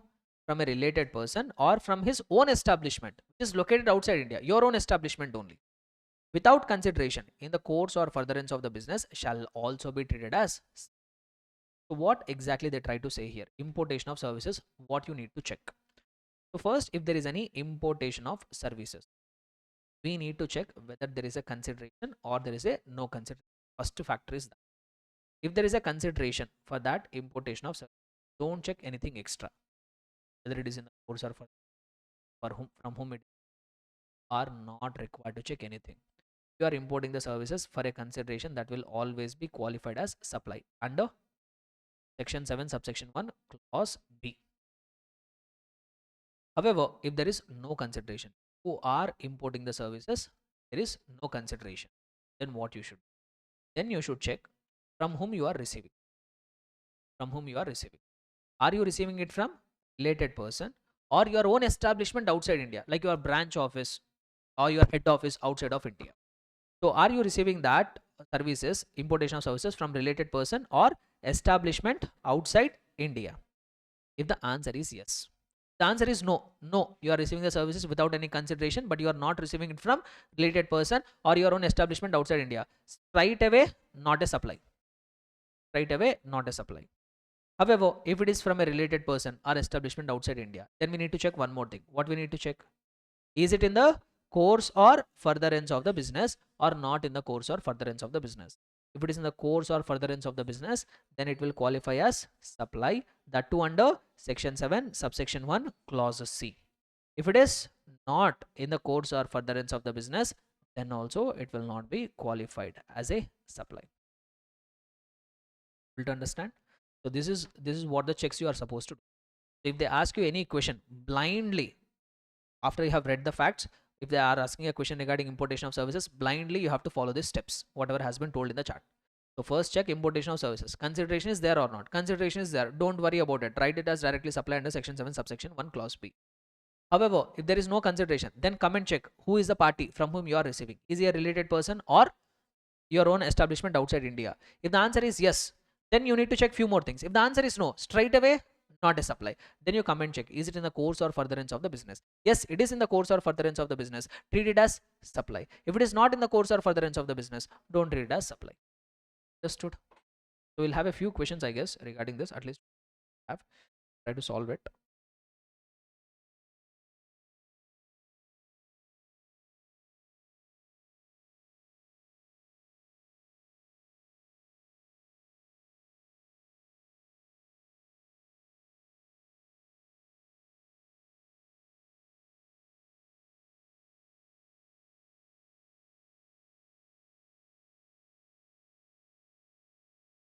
Raman is an architect in Chennai. Look at the question here.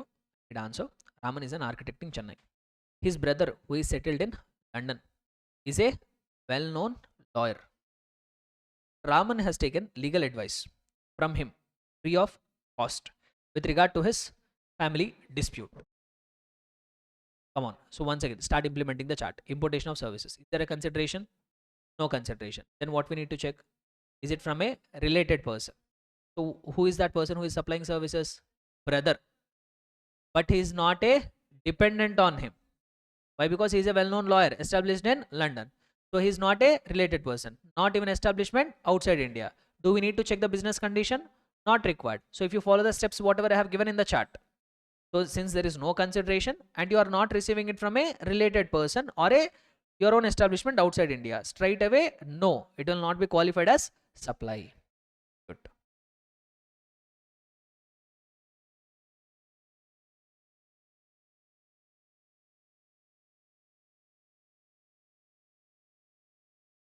Here we have Miss Srinidhi Kaushik received interior decoration services for her residence located at Bandra, Mumbai from Mr. Rachel of Sydney.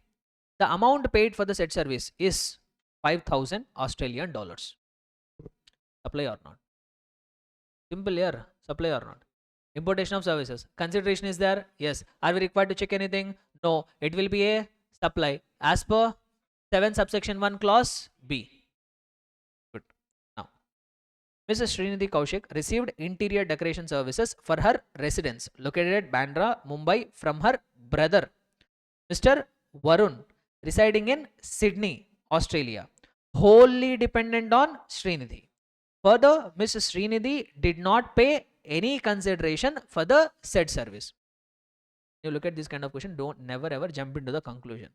It might sound tempting looking at the question, that answer I know, but somewhere you will do the mistake. Go by the system. Have the system in place. We have set a system now for importation of services. Follow that system. So first one, importation of services happening. Is there a consideration? No, because they have clearly told did not pay. Next, we need to check from whom we are receiving. From whom we are receiving? Mr. Varun, brother, wholly dependent. Related person? Yes. Then we need to check business condition. Is it for business? Because it is for her residence, not in the course or furtherance of business, not a supply. Clear? Will your answer change if in the above case, if a Miss Srinidhi has taken interior decoration services with regard to her business purposes and not for her residence, then it will qualify as supply as per section 7 subsection 1 clause C.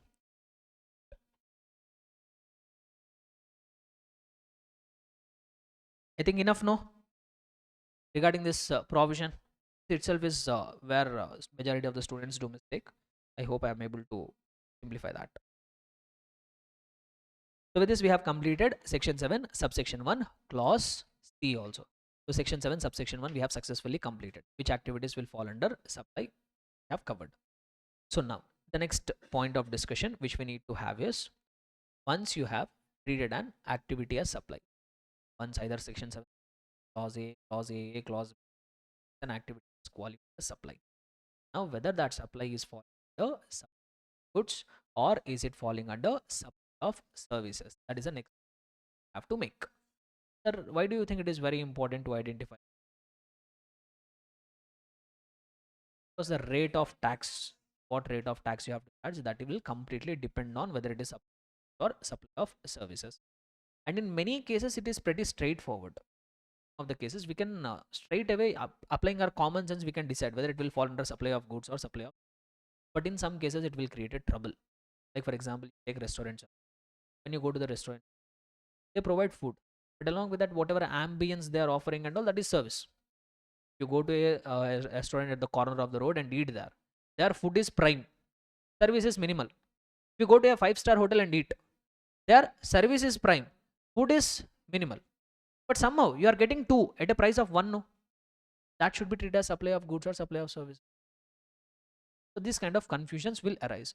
So that's why many transactions are straightforward, but there will be a few where we might get a confusion whether we have to qualify, whether we have to treat as supply of goods. To assist us in that matter, we have schedule 2. Schedule 2 has clearly given us guidance when an activity will be as supply of goods, when an activity as supply of services. They have given the clear cut guidelines. Try to have a look at it. So we have para numbers in each and every paragraph. They spoke about certain things. Let us try to understand when an activity will be once an activity has been qualified as supply, when it will be treated as supply of goods, when it will be treated as supply of services. Let us do it.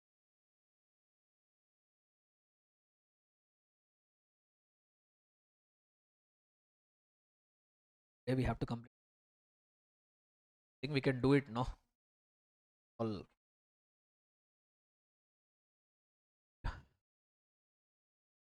So activities or transactions which are to be treated as supply of goods or supply of services.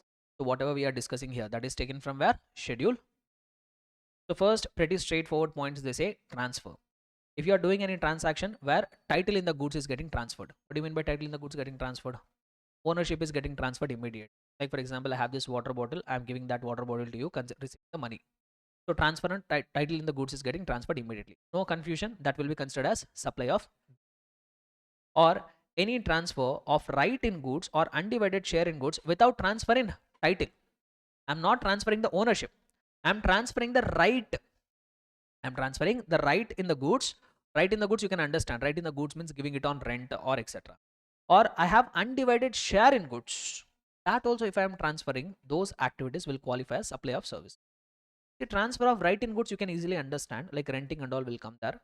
What do you mean by transfer of undivided share in the goods? This I will try to explain it of an example. See, there are 3 people, A, B and C. 3 persons are. See, what these people have done, what these 3 people have done is they have collectively purchased one bus. They have pooled the funds and they purchased the bus. So say for example, they spend some 20-30 lakh rupees and they purchased the bus. This bus they are giving it on rent and they are collecting the rental income, and that rental income they are sharing. Now if you pay close attention, every person is having an undivided share or not. This bus, all the 3 people have undivided share. You can't divide the share. You can't say one person can't come and say tires belong to me, one person can't come and say steering belongs to me. You can't divide it. So every person is having a some undivided share. Now this person Mr. C is in urgent need of funds. Is in urgent need of funds. So what he has done is whatever undivided share which he is having in this bus he is having some share. So that undivided share he is transferring it to another person. Whatever share he is having in this bus, that he is transferring it to another person. So this is a typical example for transfer of undivided share in goods without transfer of title thereof. I am not transferring the ownership. I am transferring my undivided share in that bus. So this transaction will be treated as what? Supply of services. Supply of services. Clear? Not just that, any transfer of title in goods under an agreement which stipulates that property in the goods shall pass at a future date upon payment of full consideration as agreed. Hire purchase transaction where ownership will get transferred at a later date when full payment is received. So even hire purchase transaction, they also will qualify as supply of goods only. Next, land and building, as I've told, sale of land and building might be exempted, but here they talk about renting or leasing. So if there is any lease, a tenancy, easement or license to occupy any land, common sense here, supply of goods or supply of services? Supply of services. Same thing will happen even for building or commercial complexes, whatever it is. So any lease or letting out of building, including a commercial, industrial, residential complex, that also will fall under supply of services. Now, treatment or process. So what do you mean by this is, I have some goods, I'm sending it to you. Say for example, I'm a t-shirt manufacturing company. have manufactured some 100 t-shirts. Now you are a person who are required to print logo on it. So I am sending that t-shirts to you. You will perform something on that. You will treat that product or you will perform some work on my goods. So you are printing the logo and giving it back to me. So whatever activity you are doing, which activity you are doing, treating or process, you are performing on other person's goods, my goods. So whatever activity you have done, basically job work you have done. So what is that? Is that supply of goods or supply of services? So they have clarified that it will always be considered as supply of services. Basically job work. On someone else's goods, you are doing some work, you are treating something, then that will be called as supply of, then that will fall under supply of services. So here I have supply of services we have. Here I have one small thing to clarify. One small circular I will explain. So you see this here. What is this? Tires. Say for example, one person, one vehicle owner is there. Basically, mainly will happen for trucks and all. One truck owner is there. He purchased one truck and all. So at the time when he purchases the truck, his tire is looking like this. But after certain point of time, because of wear and tear, this hard texture will go off. It will become smooth like this. But that is a danger. They have to replace it. So now there will be some people called who will provide the services of retreading of the tires. Which means what they will do is this smoothened portion, this material they will add.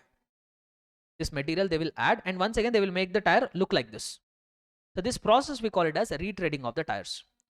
Now if you say that person whoever has offered that service, he supplied goods also, he supplied this material also, and he performed some service also, will that be considered as supply of goods or supply of services?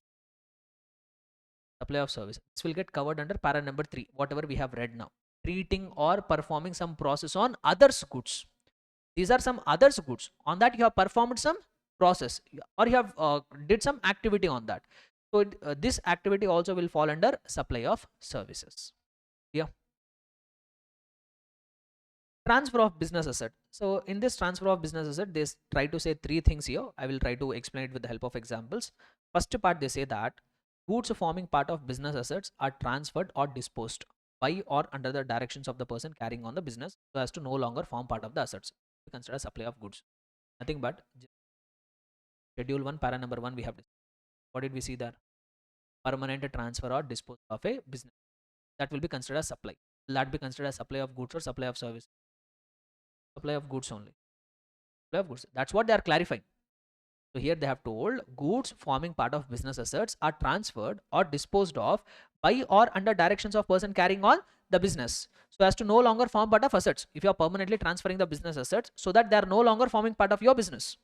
So one example for this is para number 1, schedule 1, permanent transfer or disposal of a business asset on which you have availed ITC. We got to know that that will fall under supply definition, whether that will fall under supply of goods or supply of services. That they have clarified here. What they have told, it will be treated as supply of goods. Next one, goods held or used for business or put to private use or made available to any person for use for any purpose other than business by or under the directions of the person carrying on the business. What do you mean by this is, for this if I have to give you one, say for example there is one company. Now this company X Limited is having one car. The name of the company, they have taken one car. That car is supposed to be used for official purposes. For business purposes they have to use, like if they have to pick any guest, if they have to drop any guest, for that purposes they have to use it. So one day the CEO of this company want to go on a vacation along with his family on a weekend. Doesn't have his car available. What he has done is he went to the company's manager, told boss, I need the car of the company, whatever car of the company which you use it for business purposes, that I will take it and I will use it for vacation. So assets which should have been used for business purposes, that has been put to private consumption or put to use for other than business purposes. Now company told, okay boss, take this vehicle and go and use it for your family trip and all, but since you are taking that business vehicle for your personal purposes, pay us some 10,000 rupees of consideration. 1,000 rupees of consideration. So now whatever activity which has been done here, business assets are put for private use or put to any use other than business purposes for which they have received a consideration. Is that a supply of goods or supply of service? Supply of service. That only they have clarified. Why? Because no transfer, no title, nothing is getting transferred. No, only right to use it getting transferred. That's why that activity also will fall under supply of services. Now, this is interesting thing. This is linked with the registration chapter. So what is this third point? In the third point, what they say here is, say for example, you are a registered person. You are a registered person. You have taken the registration under GST. On one fine day, you are ceasing to be a taxable person. You are ceasing to be a taxable person. What do you mean by ceasing to be a taxable person? You are no longer continuing to be a taxable person. Either you might be closing down your business, or you are no longer liable for registration. You are cancelling your registration. Whatever could be the case. So till now, you are a person liable for registration, but at certain point of time, you are ceasing to be a taxable person. One day prior to that, ceasing a taxable person. Say for example, you are stopping to be a registered person on 31st of March 2025. One day prior to that, that means as on 31st of March 2025, whatever assets are there, whatever capital assets could be there, whatever goods could be there. So whatever assets are there, whatever they are lying with you, all that will be deemed supplied. All that would have been deemed to have been supplied. Listen carefully. This provision is having a linkage with the registration chapter. There I will explain it in a detailed manner. For the time being now, remember that if you are a registered person, but if you are ceasing to be a taxable person, ceasing to be a taxable person in the sense it could happen because of various reasons. You are ceasing to be a taxable person. One day before you cease to be a taxable person, whatever assets you hold, whatever assets are there with you, whether you supply it or not doesn't matter, you are just keeping them with you. All that assets which are there one day prior to your ceasing to be a taxable person, they will be deemed to have been supplied, and that activity will be considered as supply of goods. That activity will be considered as supply of goods on that stock which is there with you, on that capital assets which are there with you. You are required to pay GST. However, there are some exceptions. Sometimes you cease to be a taxable person, you are no longer required to be a taxable person. General rule is one day prior to that, whatever assets are there, they will be deemed to have been supplied. But in some cases, even though you cease to be a taxable person, whatever assets you have, they will not be considered as supplied. What are that circumstances? Number one, the business is getting transferred as a going concern. The business is getting transferred as a going concern, which means, say for example, Mr. A, on 31st of March 2025, you are stopping to be a taxable person. But why you are stopping to be a taxable person is your entire business, you are selling it as a going concern to another person. You are selling that entire business to Mr. B.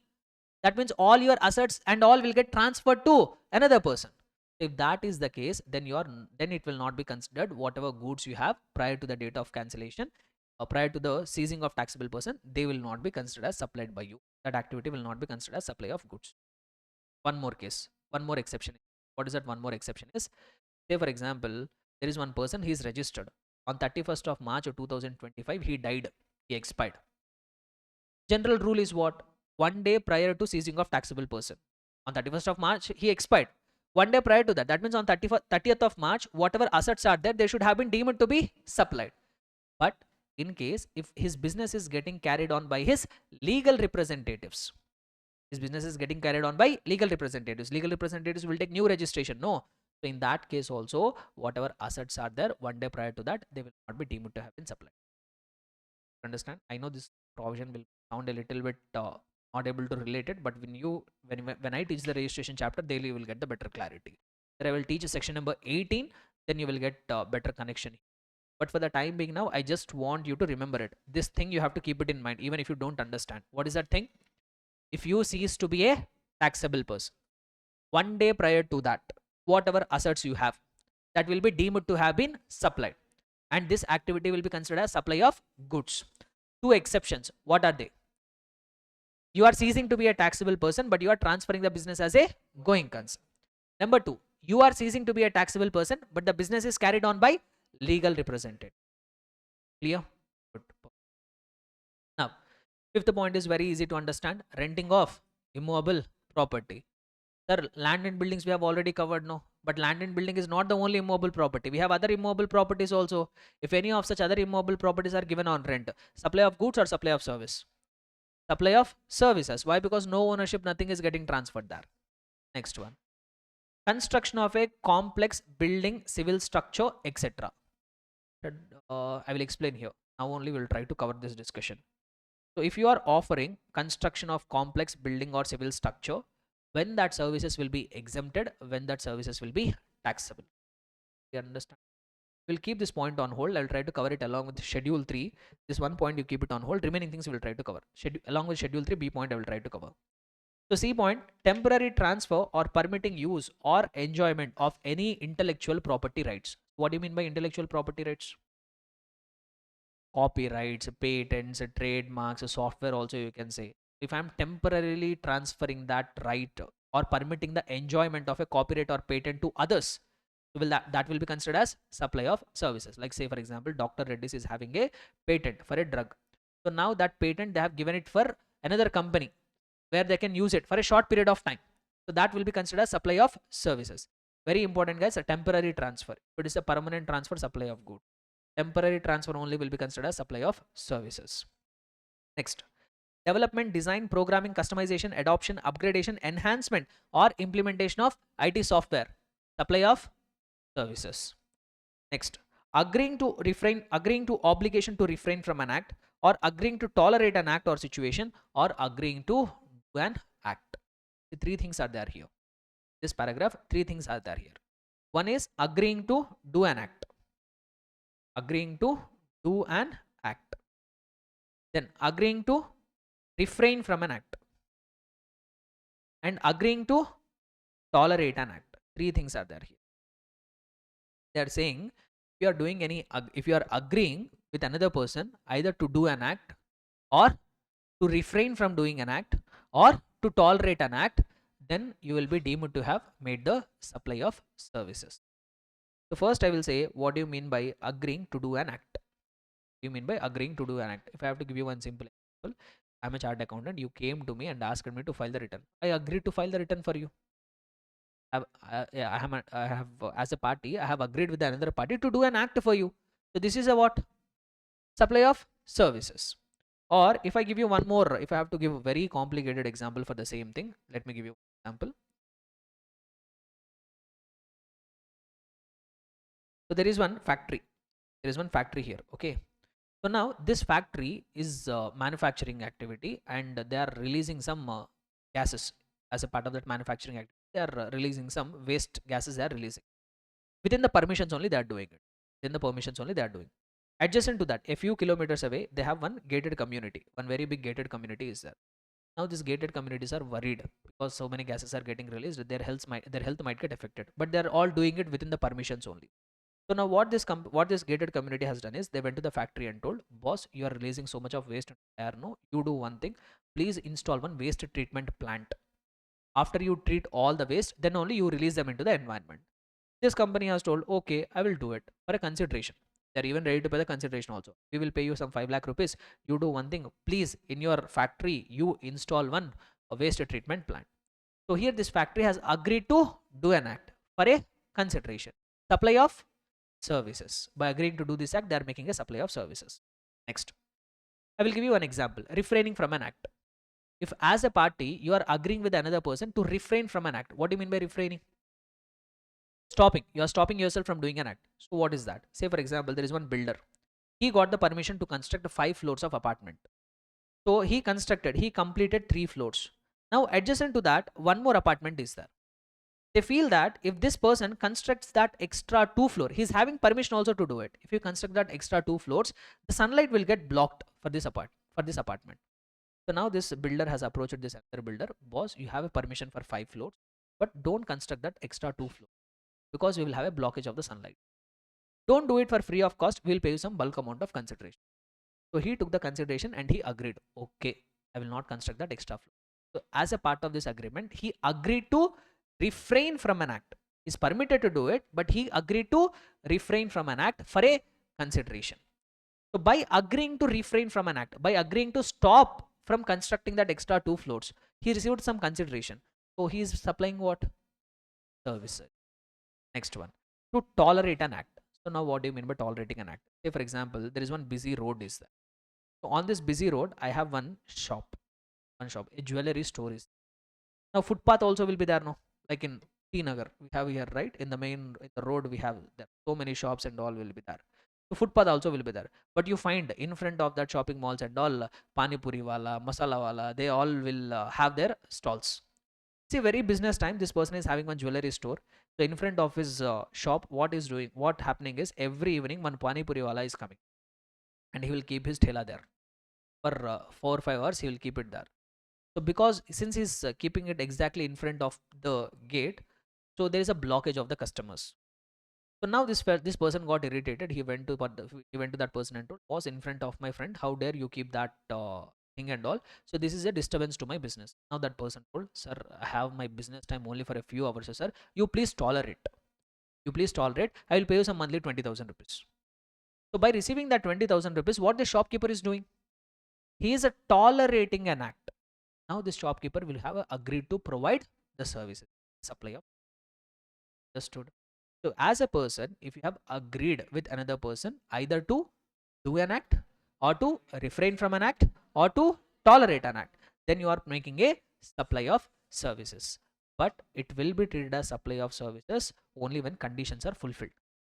When you are agreeing to do an act, or when you are tolerating an act, or when you are refraining from an act, then those things will be considered as supply of services only when conditions are fulfilled. Which conditions are required to be fulfilled?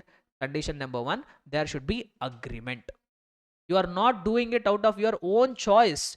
You have entered into an agreement. As a part of agreement, you are doing it. So there should be agreement, either explicit or implied, and he must be contractually obligated. Next, one more condition: the consideration must flow from the second party. Consideration must be there, and there should be one agreement. You should be under a contractual obligation to do it, and there should be consideration. So when these two conditions are satisfied, then only agreeing to do an act, agreeing to refrain from an act, agreeing to tolerate an act will be treated as supply of services. Understood? Next, what else we have? Transfer of right to use any goods for any purpose, whether or not for specified period, for cash, deferred payment, or other valuable consideration. This already we know. When you are giving something on rent, this will be treated as supply of services. Then we have a few composite supplies where goods also will be supplied, services also will be supplied in a single contract. So first, restaurant services. As I have told, when you go and eat at a restaurant, it involves service also, it involves goods also. So there came a confusion, but the government doesn't want to have that confusion. So they gave a strict warning that restaurant services will always be as supply of services. So the goods are involved, we will treat it as supply of service. Similarly, we have works contract. So first we need to understand what do you mean by works contract. So works contract means if you are a person, you are making any supply in relation to immovable property. You are making any supply in relation to immovable property, and as a part of that supply, you are making supply of goods also, you are making supply of services also at a single price. In a single supply, you are making supply of goods also, you are making supply of services also, and that work is related to immovable property. Those contracts we call them as works contract services. Like for example, there is one landowner. So now this landowner wants to construct a apartment here, or a building he wants to construct. Now a vendor came, a contractor came forward and told, okay sir, I will do the construction of the 3 floors of building for you for a consideration of 1.2 crores. For this 1.2 crores, I will supply all the goods also. For the construction of this apartment, whatever goods are required like cement, sand, steel, iron, that also will be included. And you receive labor services for the construction, that also I will provide. So for this single price of 1.2 crores, this person is making supply of goods also, supply of services also. That too, that work is in relation to immovable property. So this kind of contracts, we call them as works contract services. Now there came a confusion whether this should be treated as supply of goods or supply of services. Why? Because for this 1.2 CR, the party is receiving goods also, the party is receiving services also. So that's why here also they have clarified in the schedule 2 that this works contract service will always be considered as supply of, even though the goods are involved, this will always be as supply of. Clear? Will to understand everyone? Right. So with this, I think we are all done with all the schedule 2. What are the different paragraphs and all are there, so that we have covered. This exemption you ignore it. What this no circular you ignore it. What is this tenancy rights and all, this will be covered along with the exemptions chapter. So this also we have covered. When these things will get covered, like agreeing to refrain from an act, tolerate an act, So in order to qualify as supply, there must be one agreement and there must be consideration. So we have successfully completed schedule 2 also. What we have covered till now, which activities will be qualified as supply. Once an activity has been qualified as supply, whether it will fall under supply of goods or it will fall under supply of services, that also we have covered. Now we have to cover non-supply. Schedule 3 we have to cover. The government has specifically mentioned certain activities even though they fulfill all the conditions given under section number 7 subsection. Even though they fulfill all the conditions given under section 7 subsection 1, still they will not be considered as. Basically, government does not want a GST on certain transactions. So what are the transactions on which the government does not want any kind of GST? Let us have a look at that. Those transactions are given under schedule 3. So let us try to understand now schedule 3. What are those activities which will not be considered as supply of goods, not even considered as supply of services? Basically, these transactions are completely outside of GST purview. Okay.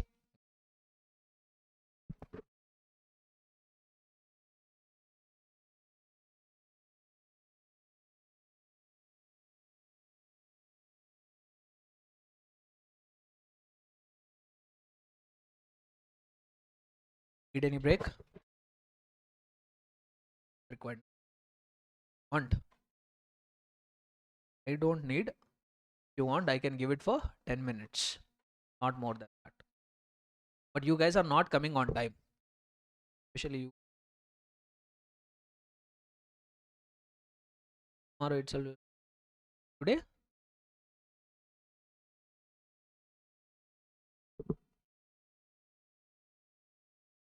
Tomorrow you will be on time. That I am not giving break now. Tomorrow only I will give. So we'll cover here. Schedule 3 also will cover. See, schedule 3 we are left with which transactions will not be treated as supply. After that we have just section 8. Composite supply, mixed supplies. So hardly somewhere around 45 minutes of discussion. What were some points I want to see here? Some circular all. After that we have to solve some questions also. Because it doesn't have any impact if I just teach the concept. Then you want to break. Okay then fine. So 10 minutes. Fine, no? Please come back. So now the time is 6:17. I will start by 6:30. Come fast.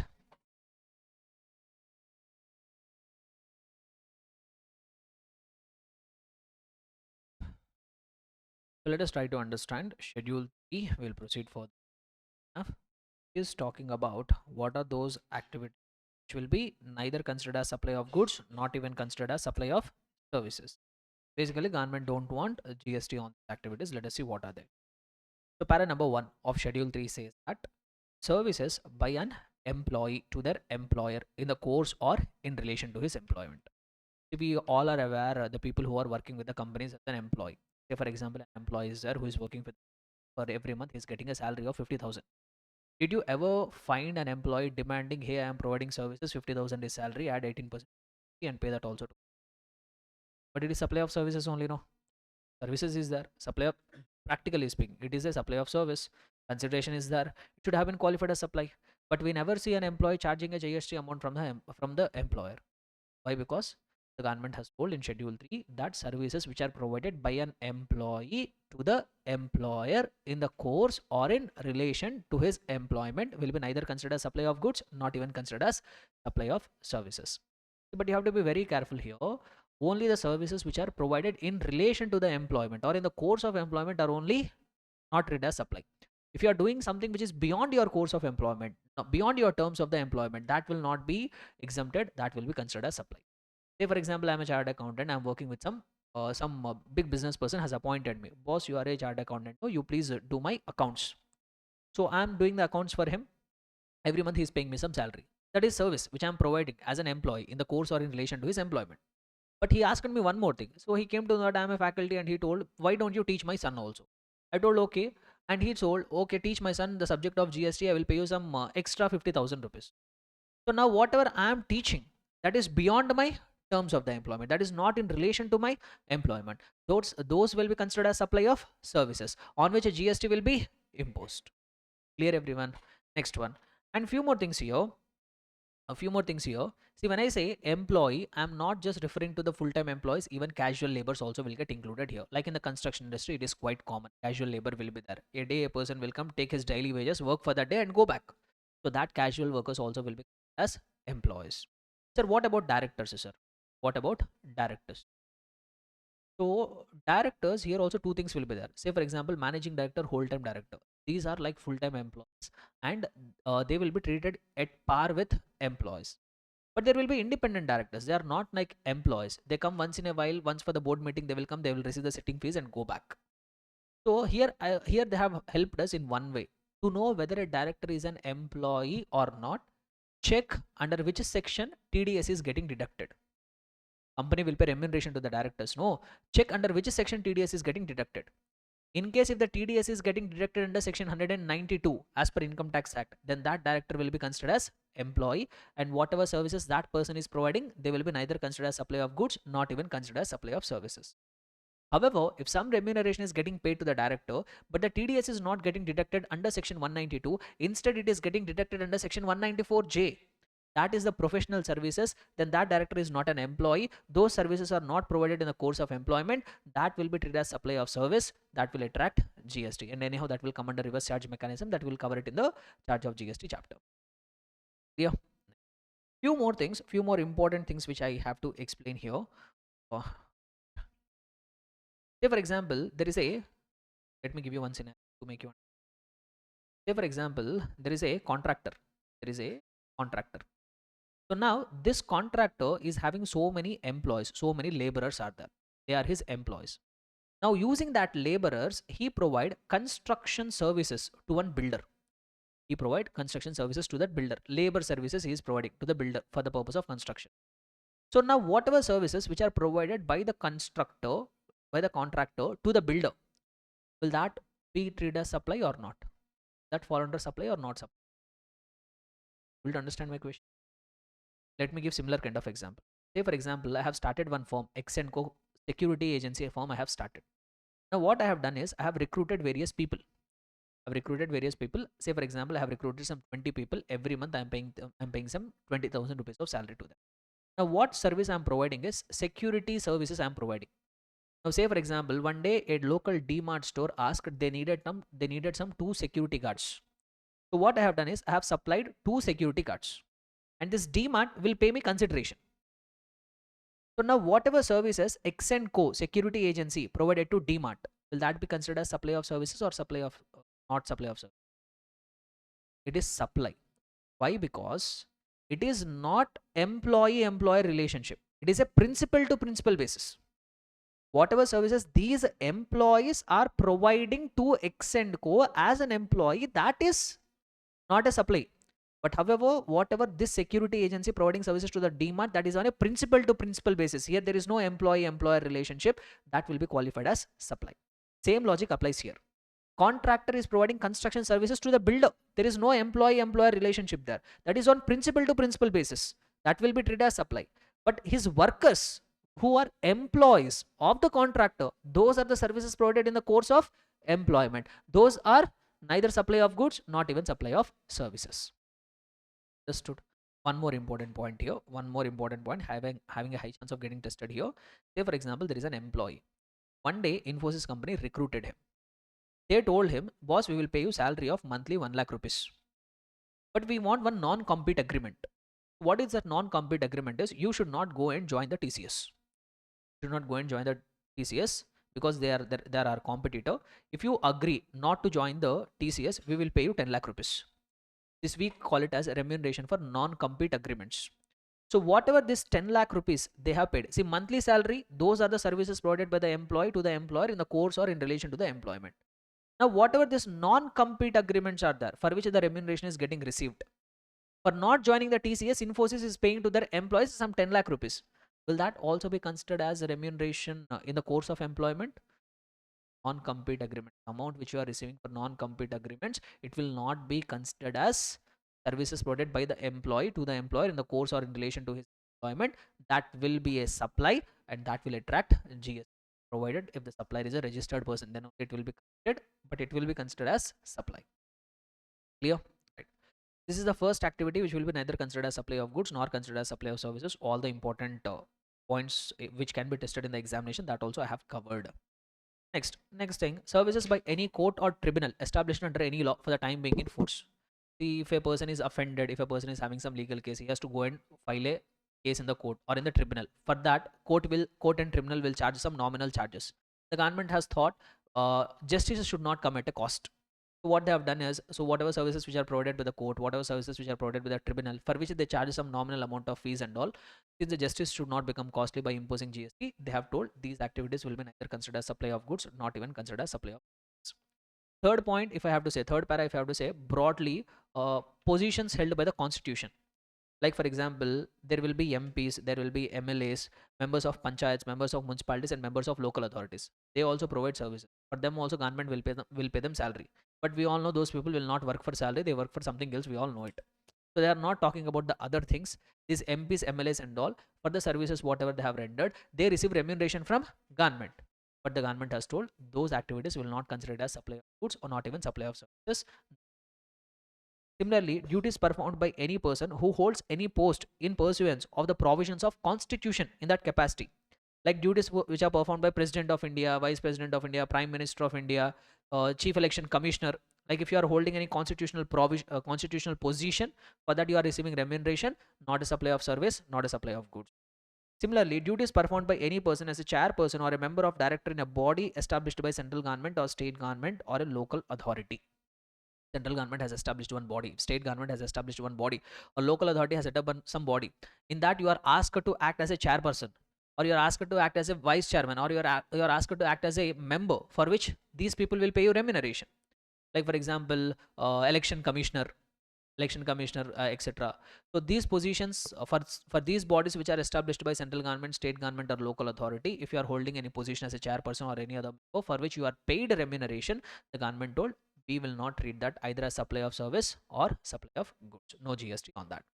So three paragraphs we have seen. Come on, repeat everybody. Number one, services provided by an employee to the employer in the relation to or in course of his employment.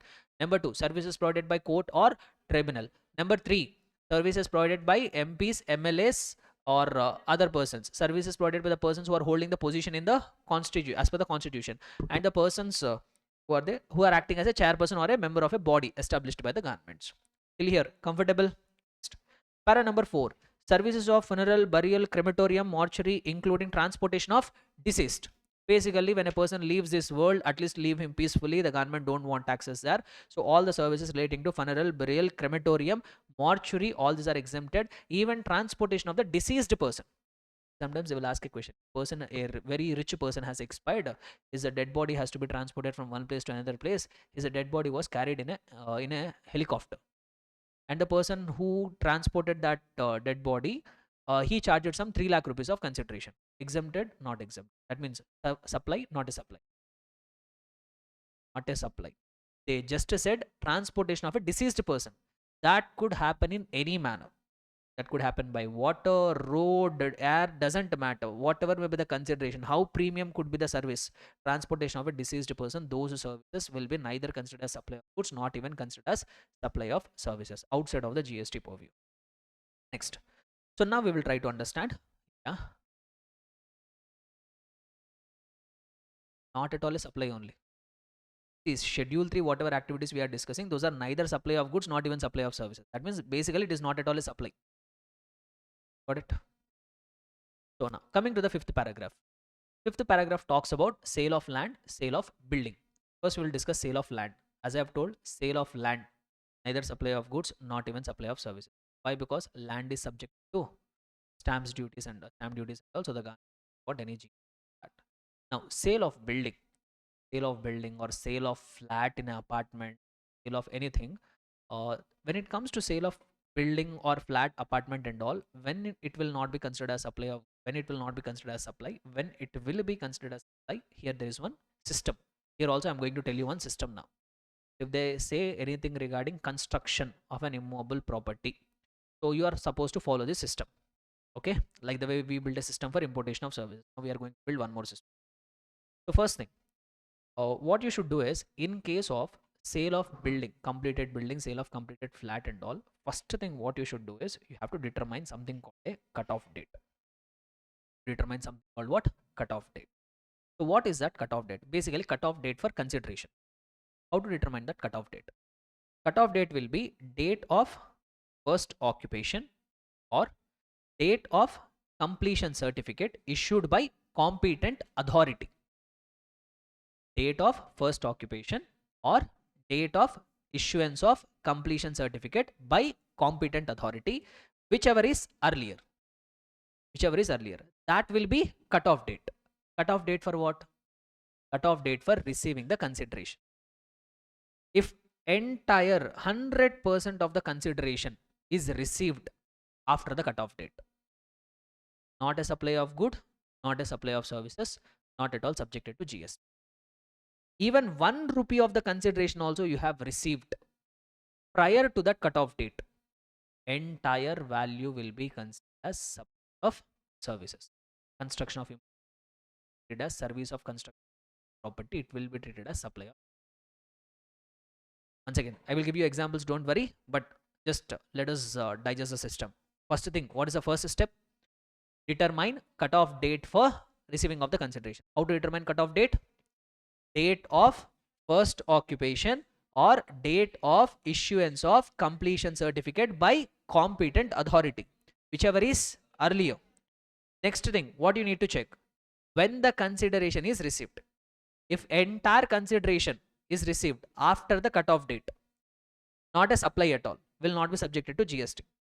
Even if part of the consideration is received prior to the cutoff date, then entire value will be considered as supply of services and it will attract applicable of GST. Okay, right. Let me try to give you here scenario, all one scenario. Say for example, date of first occupation. Date of first occupation 15th of April, 15th of March 2024.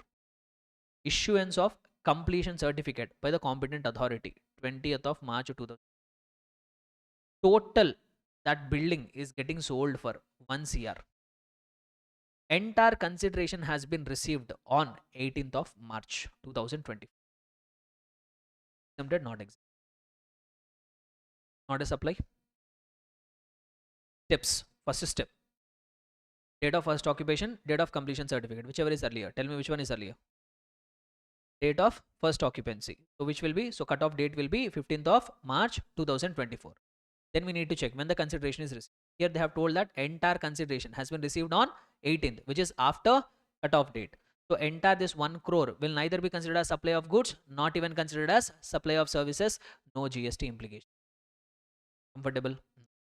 Let me give you another case. So let me keep the facts as it is. Say for example, entire consideration has been received on 14th of March 2024. What will be your answer? Supply. What will be the value of supply? Entire 1 CR will be considered as supply. Supply of what? Supply of services. They will attract applicable rate of G. Now let me give you one more scenario. Total consideration is 1 CR. Out of that 1 crore rupees, 10,000 rupees advance booking amount has been paid on 14th of March 2024. 99.99 lakhs. This has been paid on 20th of March 2024. Supply of service or not? Yes. What value? Entire 1 CR. Even if you receive 1 rupee of the consideration prior to that cutoff date, entire value will be considered as supply applicable of GST collected. Understood? Very important. So once again, repeat the system, guys. Last for one last time. So what are the steps which are required to follow? Number 1, identify cutoff date. How to identify the cutoff date? Date of first occupation, date of issuance of completion certificate by competent authority, whichever is earlier. Then check consideration. If entire consideration is received after the cutoff date, not a supply. Even if a part of the consideration is received prior to the cutoff date, entire value will be considered as construction service, supply of services. So this is what regarding 5th point. Then actionable claims. 6th paragraph talks about actionable claims. As I have told, actionable claims will be included in goods or not? Actionable claims, will it be included in the goods definition? Say yes, no. Yes, we have understood the goods definition, right? Come on, repeat everybody. Goods definition.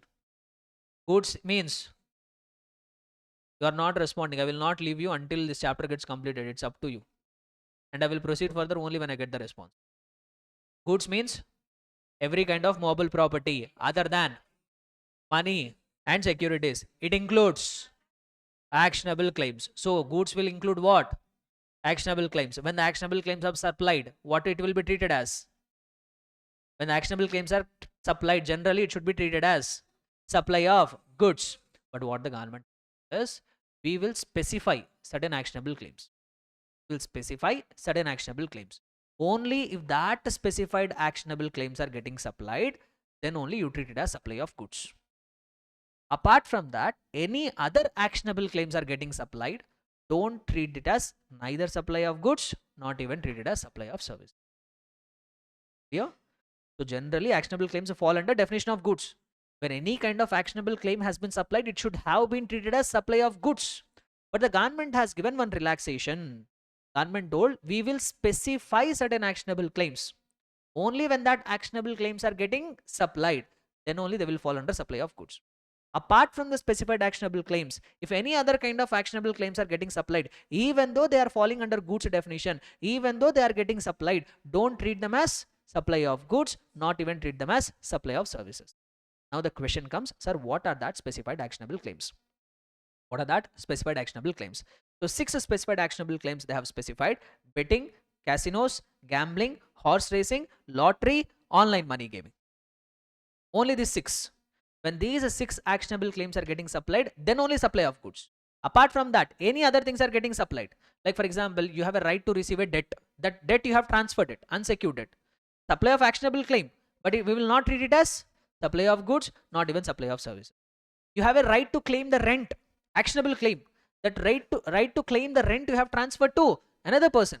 Transfer of actionable claim, but we will not treat it as supply of goods, not even treat it as supply of service. Only 6 actionable claims they have specified. Repeat everyone. What are they? Betting, casinos, gambling, horse racing, lottery, online money laundering. One more time. Betting, casinos, gambling, horse racing, lottery, online money gaming. If you want to develop any mnemonic for that, try to do it. But I'm not personally a fan of that at all. So today ChatGPT will do the thing for you. Just if you enter all these things and ask the ChatGPT, it will give you some mnemonic by which you can remember it. So just put that little extra effort. Understand? Fine. So we have completed non-supplies under schedule 3. So now we will try to discuss some supplies, some activities which are notified as non-supplies by notification. Government has released some notification, and through that notification they have given a clarification that there are certain activities which you don't treat it as supply of goods, not even treat it as supply of, don't treat it as supply only. Sir, what are that activities? Those activities are services by way of any activity in relation to a function entrusted to a panchayat under Article 243G of the Constitution, or a municipality under Article 243W of the Constitution. They will be neither treated as supply of goods nor treated as supply of services. But basically, for a panchayat, some functions are given to them under Article 243G of the Constitution. For municipality, some activities are entrusted to them under Article 243W of the Constitution. Now, what the government says is any activity which panchayat is required to perform, or which municipality is required to perform under those respective articles of the Constitution, any activity in relation to that will be neither considered as supply of goods, not even considered as supply of services. Basically, those are all essential services which are required for us, like sanitation, healthcare, water. So these services are entrusted to municipality or panchayat under Article 243 G and W. So services by way of any activity in relation to that functions, neither considered as supply of goods, not even considered as supply of services. Nothing much here. Now one more thing, one more notification they have given. The state government will give various kind of licenses. Like for example, if you remember, license is also a form of supply. License is also a form of supply. When someone is giving you a license for a consideration in the course or furtherance of the business, that should also form part of supply. That should be treated as supply of services. Even when the state government is also giving license for a consideration in the course or furtherance of the business, that activity also should have fallen under supply under section 7 subsection 1 clause A. But what the government has given a clarification, if you want to open a bar, you want to sell alcoholic liquor for human consumption, you need license from the state government. So you have to pay a certain amount of money to the state government, then the state government will give you license to sell the alcoholic liquor for human consumption. Now state government is providing service or not? License is there, service is there, consideration is there in the course or furtherance of business also. Why? Because it's a responsibility of the government to do in the regular course of business to grant licenses. Now the government told, but still, even though it is getting qualified as supply under section 1 clause A, government not collect. Logic is very simple. The alcoholic liquor for human consumption itself is outside of the GST purview. So or no? That is a non-taxable substance. So that's why government thought even granting of license relating to alcoholic liquor for human consumption, on that also we don't want any GST. We also want to keep that outside of the GST purview. You have to be very careful here. State government, it will give various other licenses. You want to carry out mining in a state, you need mining license from the state government. State government will charge some consideration from you and give you the mining license. Taxable, not taxable? Service, supply or not? Supply. GST will come or not? Yes. Only activity which has been neither not treated as supply is grant of license for alcoholic liquor for human. Other licenses granted by the state government, they will be considered as supply, and on that GST will come. Clear? Now they have clarified. There are some non-supplies which are clarified by way of a circular. Government has over a period of time given the circulars also, by which they have clarified certain activities which will be neither considered as supply of goods, not even considered as supply of services. This is interesting thing. So what is this interesting thing is interstate movement of various modes of conveyance. This circular, they have a requirement because of intelligence of some GST officers. GST officers are there who are very intelligent. Because of them, circulars are required. I will tell you background, because this circular you can't understand without a background.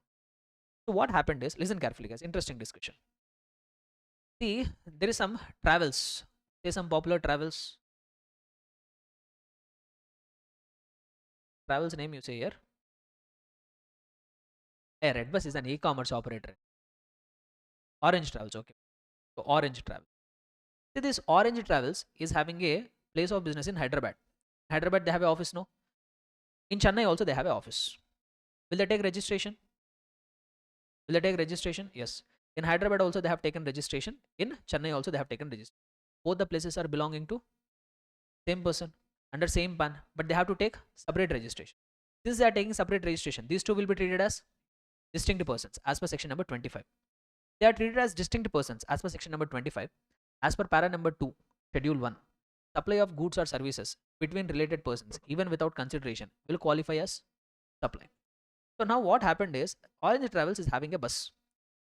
So this bus is going to start from Hyderabad to Chennai. It will start from Hyderabad Orange Travels office. It will go to Chennai's travel office. So now what happened is, a bus has started. All the passengers are loaded onto the bus. Now this bus has started from here and it has reached that Chennai location. Now what one GST officer, intelligent fellow, came forward and told us, hey, you both are related person. Bus is a mobile property. Bus fall under good definition. So there is a bus which is supplied between two distinct persons. Here he determined what is the value of the bus. Value of the bus came to 50 lakh rupees, and he told that as per para number 2 schedule 1, this supply of bus will, as this value of the bus will be supply, on that you pay the intelligent fellow. See, we have to agree. Similarly, what happened is, some other case, VRL Logistics is there. VRL Logistics.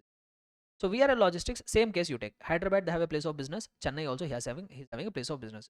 For both they have taken multiple registration. Now there is one truck. They have loaded this truck with the goods. This truck is starting from Hyderabad office of VRL Logistics and it is going to this Chennai place of business. Okay, and where the goods will be unloaded. Here also same thing he told. Truck is there, mobile assets, goods, supply of goods between related distinct persons as per section number 25. He determined the value of the truck and he told that will attract GST. Or let us say, for example, VRL Logistics is there. See, they have places of business in multiple states. They have a fleet of trucks. They will have multiple trucks and all. Now, in order to get their trucks repaired, they have one service point in Chennai. They have one service point for all the trucks. If they get repaired, they have to bring it to the Chennai, and at Chennai location, they have one repair unit. So now what happened is, one truck is there at Hyderabad. Now this truck has undergone some damage. So what they have done is, they brought this truck to the Chennai place where the repairs are going to take place. So at that truck, now the truck has come from Hyderabad office to the Chennai place where they will do the repairs, and thus the truck got repaired.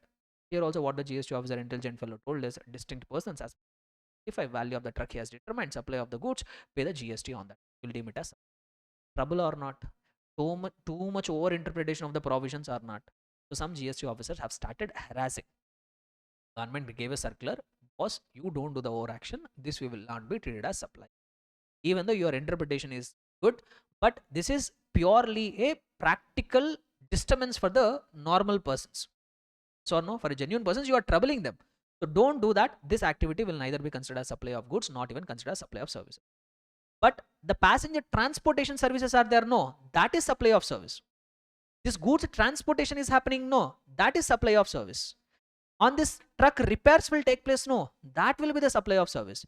You don't determine the entire value of the truck, entire value of the bus, or entire value of this conveyances as value of supply, and don't harass the people.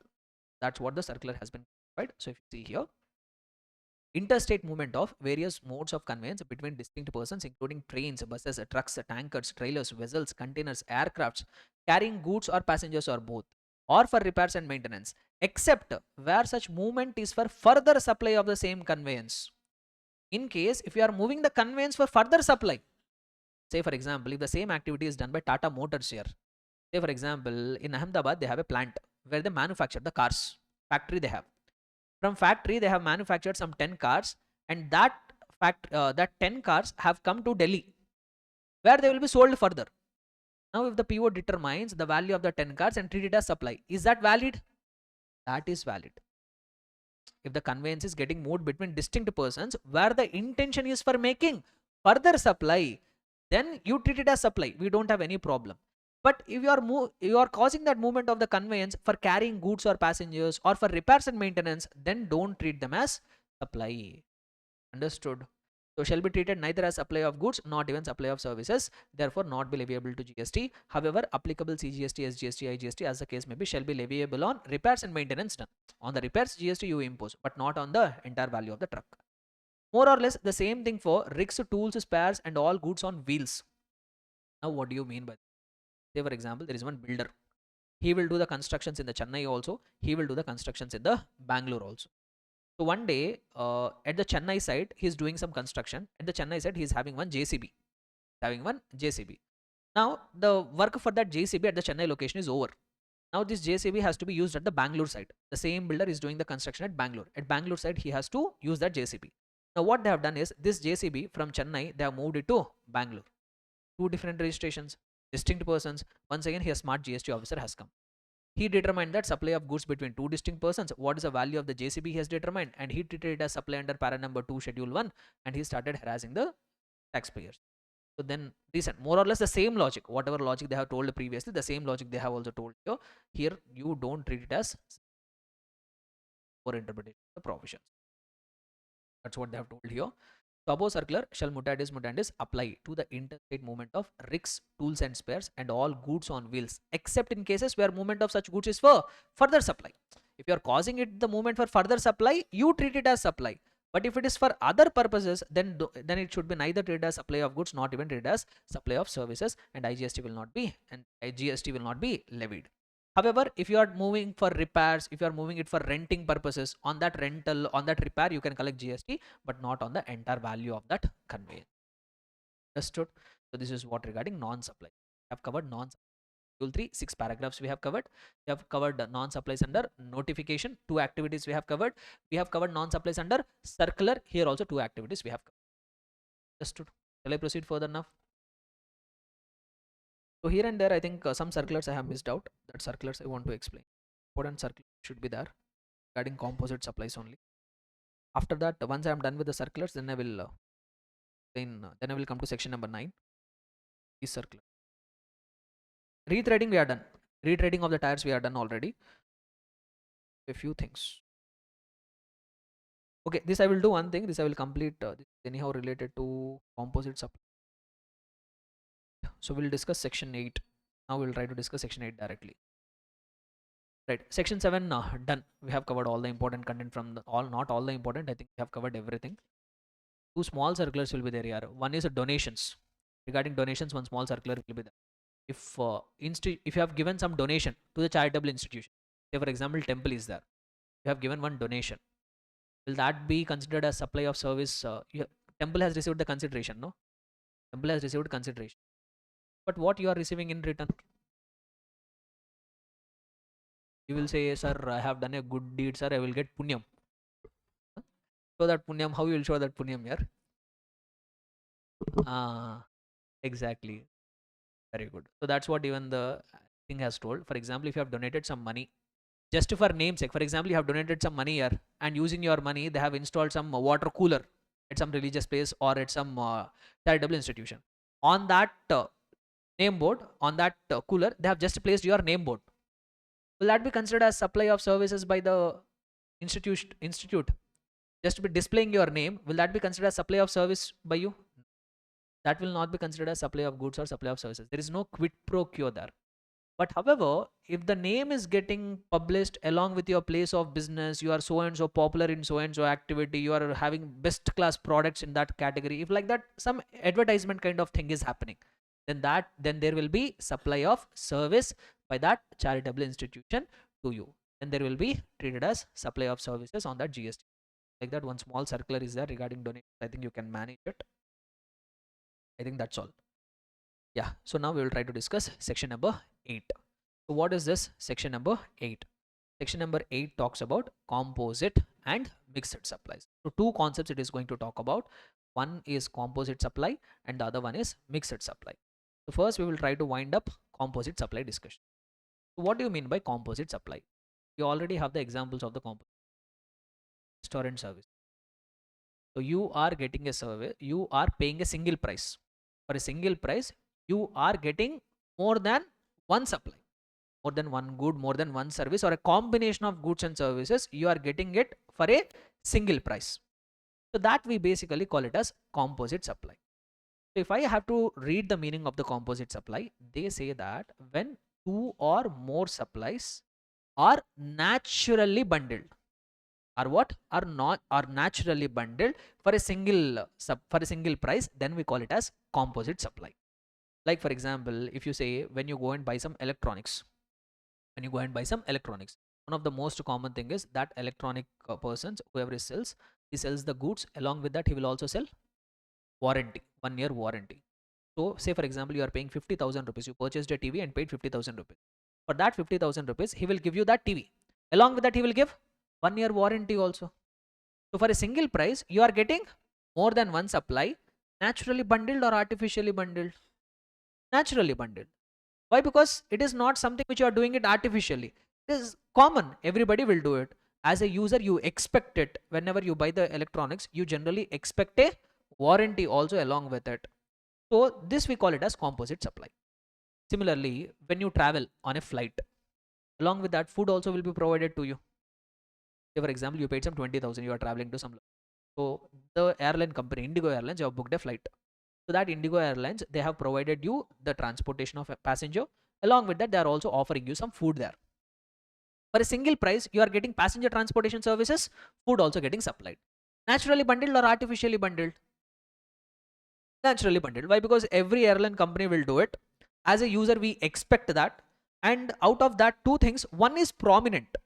We are getting more than one supply. One is principal supply. You tell me, what is principal supply? Food is principal supply, or traveling is principal supply?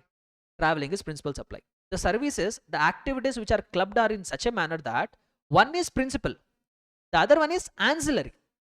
Ancillary in the sense which makes our principal supply enjoy more. We have the food, we can enjoy the travel more. So composite supply, naturally bundled. You go and stay at a hotel. Hotel will give you accommodation. Along with that, they will give you complimentary breakfast. So for a single price, you are getting accommodation services and a complimentary breakfast. Naturally bundled, artificially bundled? Naturally bundled. Why? Because every person will do it. As a user, we also expect it. And the services are in such a nature that one is principal, other one is ancillary, and the ancillary one makes us enjoy the principal one in a much better manner. So no. So now a question has come, sir, in case of all this composite supply, say for example, this one only, 50,000 rupees you have paid, you got a TV along with a 1 year warranty. Warranty is a service. Warranty services attract 12% of GST. TV attracts 18% of GST. So this 50,000 rupees should be taxed at which rate? Similarly, hotel accommodation. You went to the hotel, stayed there. Hotel accommodation services attract 18% GST. Food you are getting, that will attract 5% GST. What should be the price? What should be the rate of GST? What section 8 has clarified is, in case if an activity has been classified as composite supply. And what is the thumb rule for coming under composite supply? natural bundling. If the services are naturally bundled, if the supplies are naturally bundled, it will fall under composite supply. Once it fulfills the criteria of composite supply, the entire value of the supply should be taxed at the rate which is applicable for principal supply. For the principal supply, whatever rate of tax is applicable, the same rate of tax should be collected for entire value. Clear? So here if I am collecting 50,000 rupees, entire 50,000 rupees will attract the GST at the rate of 18%. Understood? Coming to another one, mixed supply. Another one, mixed supply. Say for example, in the mixed supply, I will give you one Diwali gift package example. So Cadbury is selling one package. Diwali pack it is selling. So they have one gift box in which there are 4 compartments. In one part they have chocolates, in one part they have sweets, in one part they have dry foods, in one part they have kept the crackers. They are selling this Diwali pack. Now this entire pack they are collecting 2000 rupees. 1000 rupees they are collecting. Here also for a single price you are getting more than one supply. But this is not something which is naturally bundled. Each of the product can be sold separately. And in all these products, tell me what is the principal supply? In this 4, can we determine what is the principal supply? See, in a family, if there is a kid, for a kid, crackers could be a principal supply. If there is an elderly person, sweets could be a principal supply. If some other person is there who likes to eat the chocolates, for them, the chocolate could be the principal supply. So here multiple supplies are clubbed together into single supply, of which none of it is a nature of principal supply. So that means these are not naturally bundled. They're all artificially bundled. If they are artificially bundled, if they don't qualify it as if they don't qualify it as mixed composite supply, then we call them as mixed supply. So now what is the taxability? The mixed supply. What will be the rate of GST? So section 8 has clarified the entire value should be taxed at the rate which is the highest among all its constituents. Like say for example, chocolates attract 5% of GST, sweets attract 12% of GST, dry fruits attract 18% of GST, crackers attract 18% of GST. So the majority. Say for example, crackers attract 28% of GST. So now this entire 2000 rupees should be taxed at the highest rate among all. What is that? 28%. That 2000 rupees should be taxed at the rate of 28%. Understood? See, the only thin line of difference, whether it is a natural bundling or it is a artificial bundling, that is a thin line of difference. Sir, how can we decide it? There are some general rules which you can follow. General rules, what are that general rules to decide? If it is a perception, you can decide it on the basis of perception of the consumer behavior. Like generally consumers expect them as a package, like TV and warranty, accommodation along with the breakfast. So these are perception. The customer generally expects this as a package. If the customer's perception is like that, then you can treat them as naturally bundled. Or it is an industry practice. Majority of the service provider do the same activity. Then also we can classify it as naturally bundled. Or it depends on the nature of the services. Nature of the services means, as I have told, multiple services you are getting. One is principal, other one is ancillary, which will make us enjoy the primary service much better.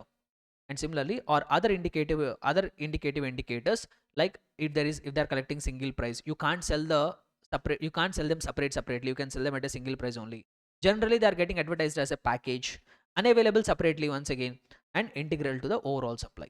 So these are some suggestive practices by which you can decide whether you can whether they are naturally bundled or artificially bundled.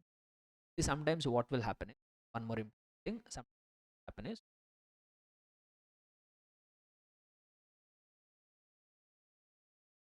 right, see here, you look at this example. uh, Dum Dum Electronics has sold the following electronic items to Akbar retail store: refrigerator 500 liters taxable at 18%, stabilizer for refrigerator taxable at 12%, LED television taxable at 12%, split air conditioner taxable at 28%, stabilizer for air conditioner at 12%. Dum Dum Electronics has issued a single invoice indicating price of each of the above items separately in the same. Akbar retail store has given a single check for 1 lakh rupees for all the items as a composite discounted price. State the type of supply and tax applicable in this case. It is neither a composite supply nor a mixed supply. Why? Why? Because each of the item price has been separately mentioned. So if the price for each item has been separately mentioned, apply the rate of GST for each item separately. That applicable rate only you multiply it. Why to treat it as composite supply and mixed supply when cost is indicated separately? Clear? So sometimes like this also they will ask questions. So only when they are bundled, when they are getting sold for a single price, then we will have a question of either composite or mixed. When price has been quoted separately, there is no question of treating it as a composite or mixed. Right. Okay, so this is what regarding section number 8. We'll talk about some circulars. So what is it, circular? First we'll talk about printing related issue. We'll try to discuss. Very important. Majority of the times they have tested this question. So say for example, I'm an author. GST book is, so I have a PDF copy, want to publish. Or say for example, there is one publisher. We have this authors, no? Authors will sell their rights to publisher, like Penguin Publishers, all we have. So either I'm an author, I myself have the copyright, or I have given that to the publisher. But they have to print that books, no? They have to print that books. Say for example, there is, now what I'm doing is I'm giving the content to him. I'm giving content to him. Now what this publisher should do is he should print the books. He should print the books. And for printing the books, he will use his own paper. He will use his own paper. He will only supply me the paper. Along with that, book covers, pins, gum, stationery, all that also will be needed, no, to print that books. So I am giving the content either as an author or as a publisher. I am giving the content to the printer. Now the printer is printing that books. Along with the printing, he is also supplying a lot of materials also to me. So no, say for example, this printer has has asked me 10 lakh rupees for the purpose of printing. So for the 10 lakh rupees, he is doing the printing service for me. Whatever content I have given, that printing service he is giving to me. Along with that, he is also supplying various goods like what? Paper, cardboards, pins. So that also he is supplying. So for a single price, I am getting a printing service also. I am getting the goods also. Now a question came before the GST authority. Should it be treated as supply of printing services or should it be treated as supply of stationery goods? GST department has clarified that in this particular issue, this entire 10 lakh rupees will be considered as supply of printing services. How it will be treated as supply of printing services. You have to, you're an author or you're a publisher. You are only giving the content to printer. Printer is using own material and printing the books and giving it back to you. Is making a composite supply. Now whether it will be treated as printing service or supply of stationery goods, the government has clarified it will be treated as supply of printing service. One more clarification also they have given. Say for example, I'm a chartered accountant. I want a letterhead. On the letterhead, I want my logo. I gave the logo to the printer. And I told I want letterheads. On that letterheads, I want this logo. Or I need envelopes. Envelopes we have, no, that postal envelopes and all. I want that envelopes. On that envelopes also, I want my logo to be printed. So I gave the logo design to this printer. Now this printer will supply me letterheads. He will supply me envelopes or whatever it is, that stationery material along with my logo on it. Here also he is only providing the material. Along with that, he is also doing a service of printing of logo also. Say for example, I ordered for 100 envelopes. He told 10,000 rupees. He will give me envelopes along with the logo printed on that. Now what it should be treated as? It be treated as printing service or supply of that goods. Here the GST department has clarified it should be treated as supply of goods because logo printing is minimal there. Supply of goods is predominant there. Able to understand? In case of printing of books and all, printing service. In case of envelopes, letterheads and all, supply of. Next, food supply to patients and all. This is relating to exemption. We ignore it. Bus body building. So what is this bus body building? This.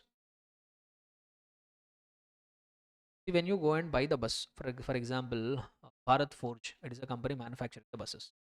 So if you go and buy the buses, so basically you will get something bus like this. You will not get the complete bus. You get bus something like this. So there will be some people to whom you have to take this bus. Now what these people will do is this structure they will convert like this. But they will add that material, whatever irons, but seat covers, everything they will do. Along with that service also they will go. Now whatever service they are providing, that we call it as bus body building activity, we call it. And in this bus body building activity, goods are also involved, service are also involved. how it should be treated. Supply of this, what you can treat it as para number 3 of schedule 2, which says treating or performing an activity on others goods. Treating or performing an activity on others goods, so this will be treated as supply of services. Bus bodybuilding activity will be considered. Retrading I have already explained. Food and beverages in cinema halls, this is also very simple. See, when we go to the movie, so we generally have the canteen there. Okay, see, here there is said two things. You are booking a combo ticket. Generally in multiplex theaters we get a combo ticket, no? Say for example, if you just want to go and watch a movie, 300 rupees ticket. If you go to the restaurant, if you book a combo where you get two, you get access to the movie, along with that canteen food also you will get. 500 rupees you have paid and bought it. So now for that 500 rupees you are getting services of exhibition to a cinematographic film, which attracts 18% of GST. For that 500 rupees you are getting food also, which will attract 5% of GST. Now this 500 rupees should attract GST at what rate? 18% applicable in case if you are buying a combo ticket. Now say for example you purchase normal ticket, 300 rupees of ticket you have purchased, and on the 300 rupees 18% of GST has been collected. You did not buy the combo ticket. During the interval you went to the canteen, purchased a food and ate that food. Say for example at canteen you have spent 300 rupees. On that 300 rupees what rate of GST? 5% applicable. Is getting sold as a combo, then it will be either generally mixed supply you can say, or even you can say composite supply. Anything you say 18% only will come. Why? Because if you say it as composite supply, what is the principal supply? Movie, 18%. If you say it is a mixed supply, whichever attracts highest. So whatever you say, composite you say, mixed you say, 18% only will come. However, if you go and have the food separately, that is independent. Movie exhibition is separate, canteen is separate. So if you go and have the food separately on that canteen bill, 5% of GST applicable. Yeah, that's all I guess.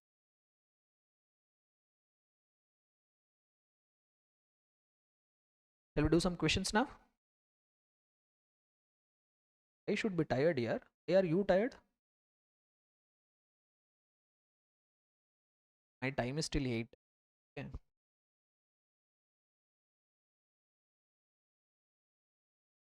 What are the questions we have? Let us see. Meghraj and Co. wishes to commence the business of supplying. Come on, guys, participate. So Meghraj and Co. wishes to commence the business of supplying ready-made garments within Punjab and in the neighboring states of Delhi and Haryana. Kindly state as to what is the taxable event under GST. Straightforward question. What is the taxable event here? Now, if you look at this question number 2, Damodar Private Limited, registered in Delhi, is planning to transfer some goods to its branch, which is registered in West Bengal, without any consideration, so that the goods can be sold from the branch. The company believes that the transaction will be undertaken by it would not qualify as supply and no consideration. Do you agree? Why? Reference. Para number 2, schedule number 1. Supply of goods or services between distinct persons as per section number 25 will qualify as supply even without consideration. Section number 7, subsection 1, clause C. This is a straightforward question. Prithvi Associates is engaged in supply of taxable goods. It inquires from its tax advisor as to whether any activity can be treated as supply even if made without consideration. Will there be any activity which will be considered as supply even without consideration? Yes, you have to write all that 4 paragraphs under schedule number. Composite supply is treated as supply of that particular goods or services which attracts highest rate of tax. Do you agree with that statement? No. Why? Because composite supply will attract rate of GST which is applicable for principal. Transfer of title and or possession is necessary for a transaction to constitute supply of goods. What do they say here? In order to constitute as goods, either transfer of title and or possession is necessary, not required. No, in some cases even ownership can get transferred at a later date also. Then also we call it as supply of goods only.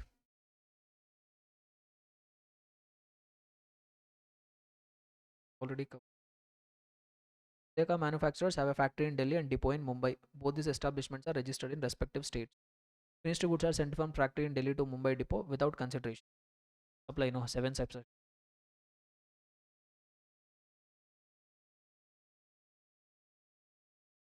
Straightforward question. I don't want to do it. It's also a straightforward question. The goods supplied on higher purchase basis will be treated as supply of services. So agree with that? B, supply of 11 I have called. This is what Manikaran, a registered supplier of Delhi, has supplied 20,000 packages at 30 each to Mukhija gift shop in Punjab. Each package consists of 2 chocolates, 2 fruit juice bottles, and a packet of toy balloons. Tell me, composite or mixed? Mixed supply. So GST rates also given. Which what will be the GST rate applicable? 18%. Gagan Engineering Private Limited, which is registered in Haryana, is engaged in providing maintenance and repair services for heavy steel machinery. For carrying out the repair work, Gagan Engineering Private Limited sends its container trucks equipped with items like repair equipments, consumables, tools, parts, etc. from Haryana workshop to its own repairing centers located in other states across India where the client's machines are being brought and are being repaired. Discuss the leviability of GST on the interstate movement of trucks from the workshop of Gagan Engineering Private Limited in Haryana to its own repairing centers located in other states. Not a supply or supply? Why not a supply?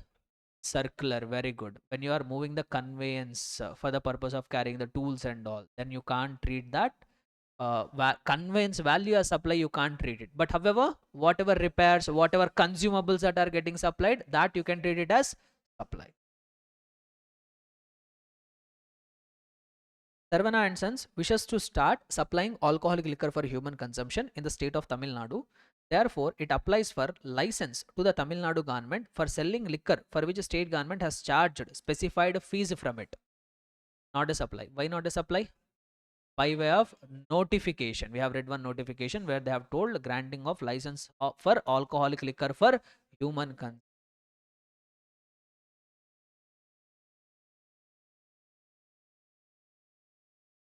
Things which require my attention. Let me see.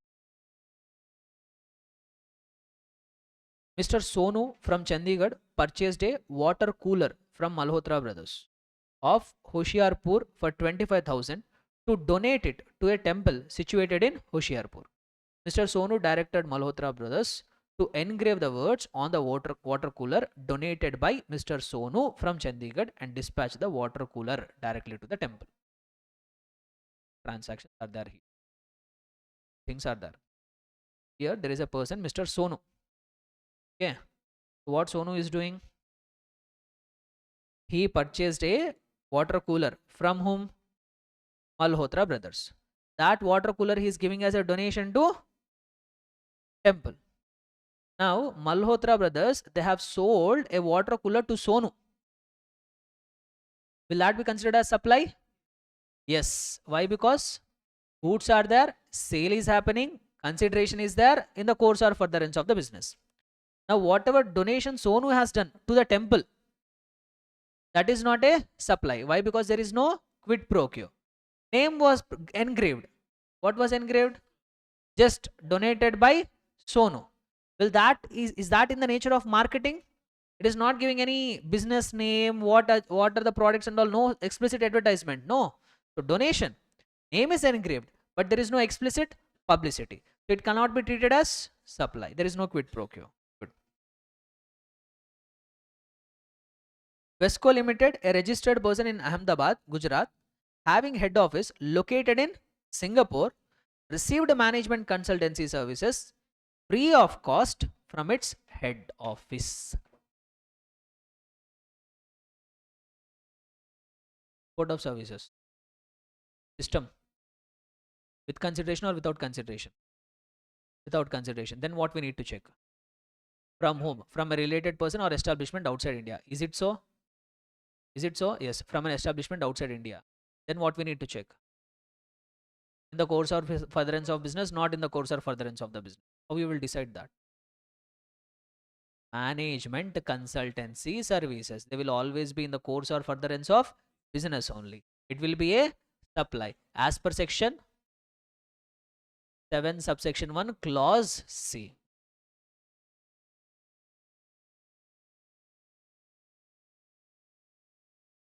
Question number all some remote concepts.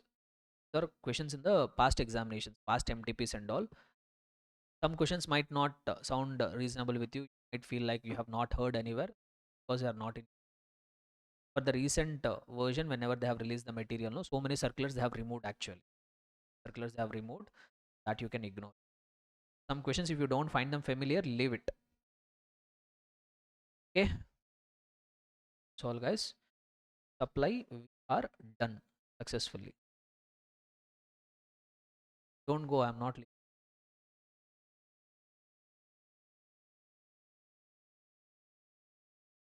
How many?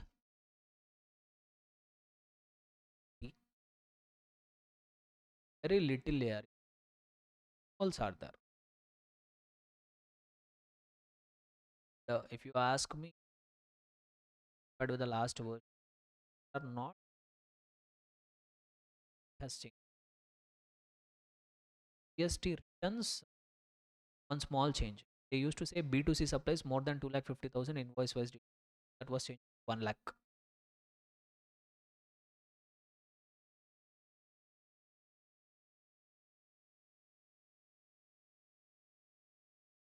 No claim bonus. No claim bonus is there already. It's already there. No claim bonus is there in the old case also.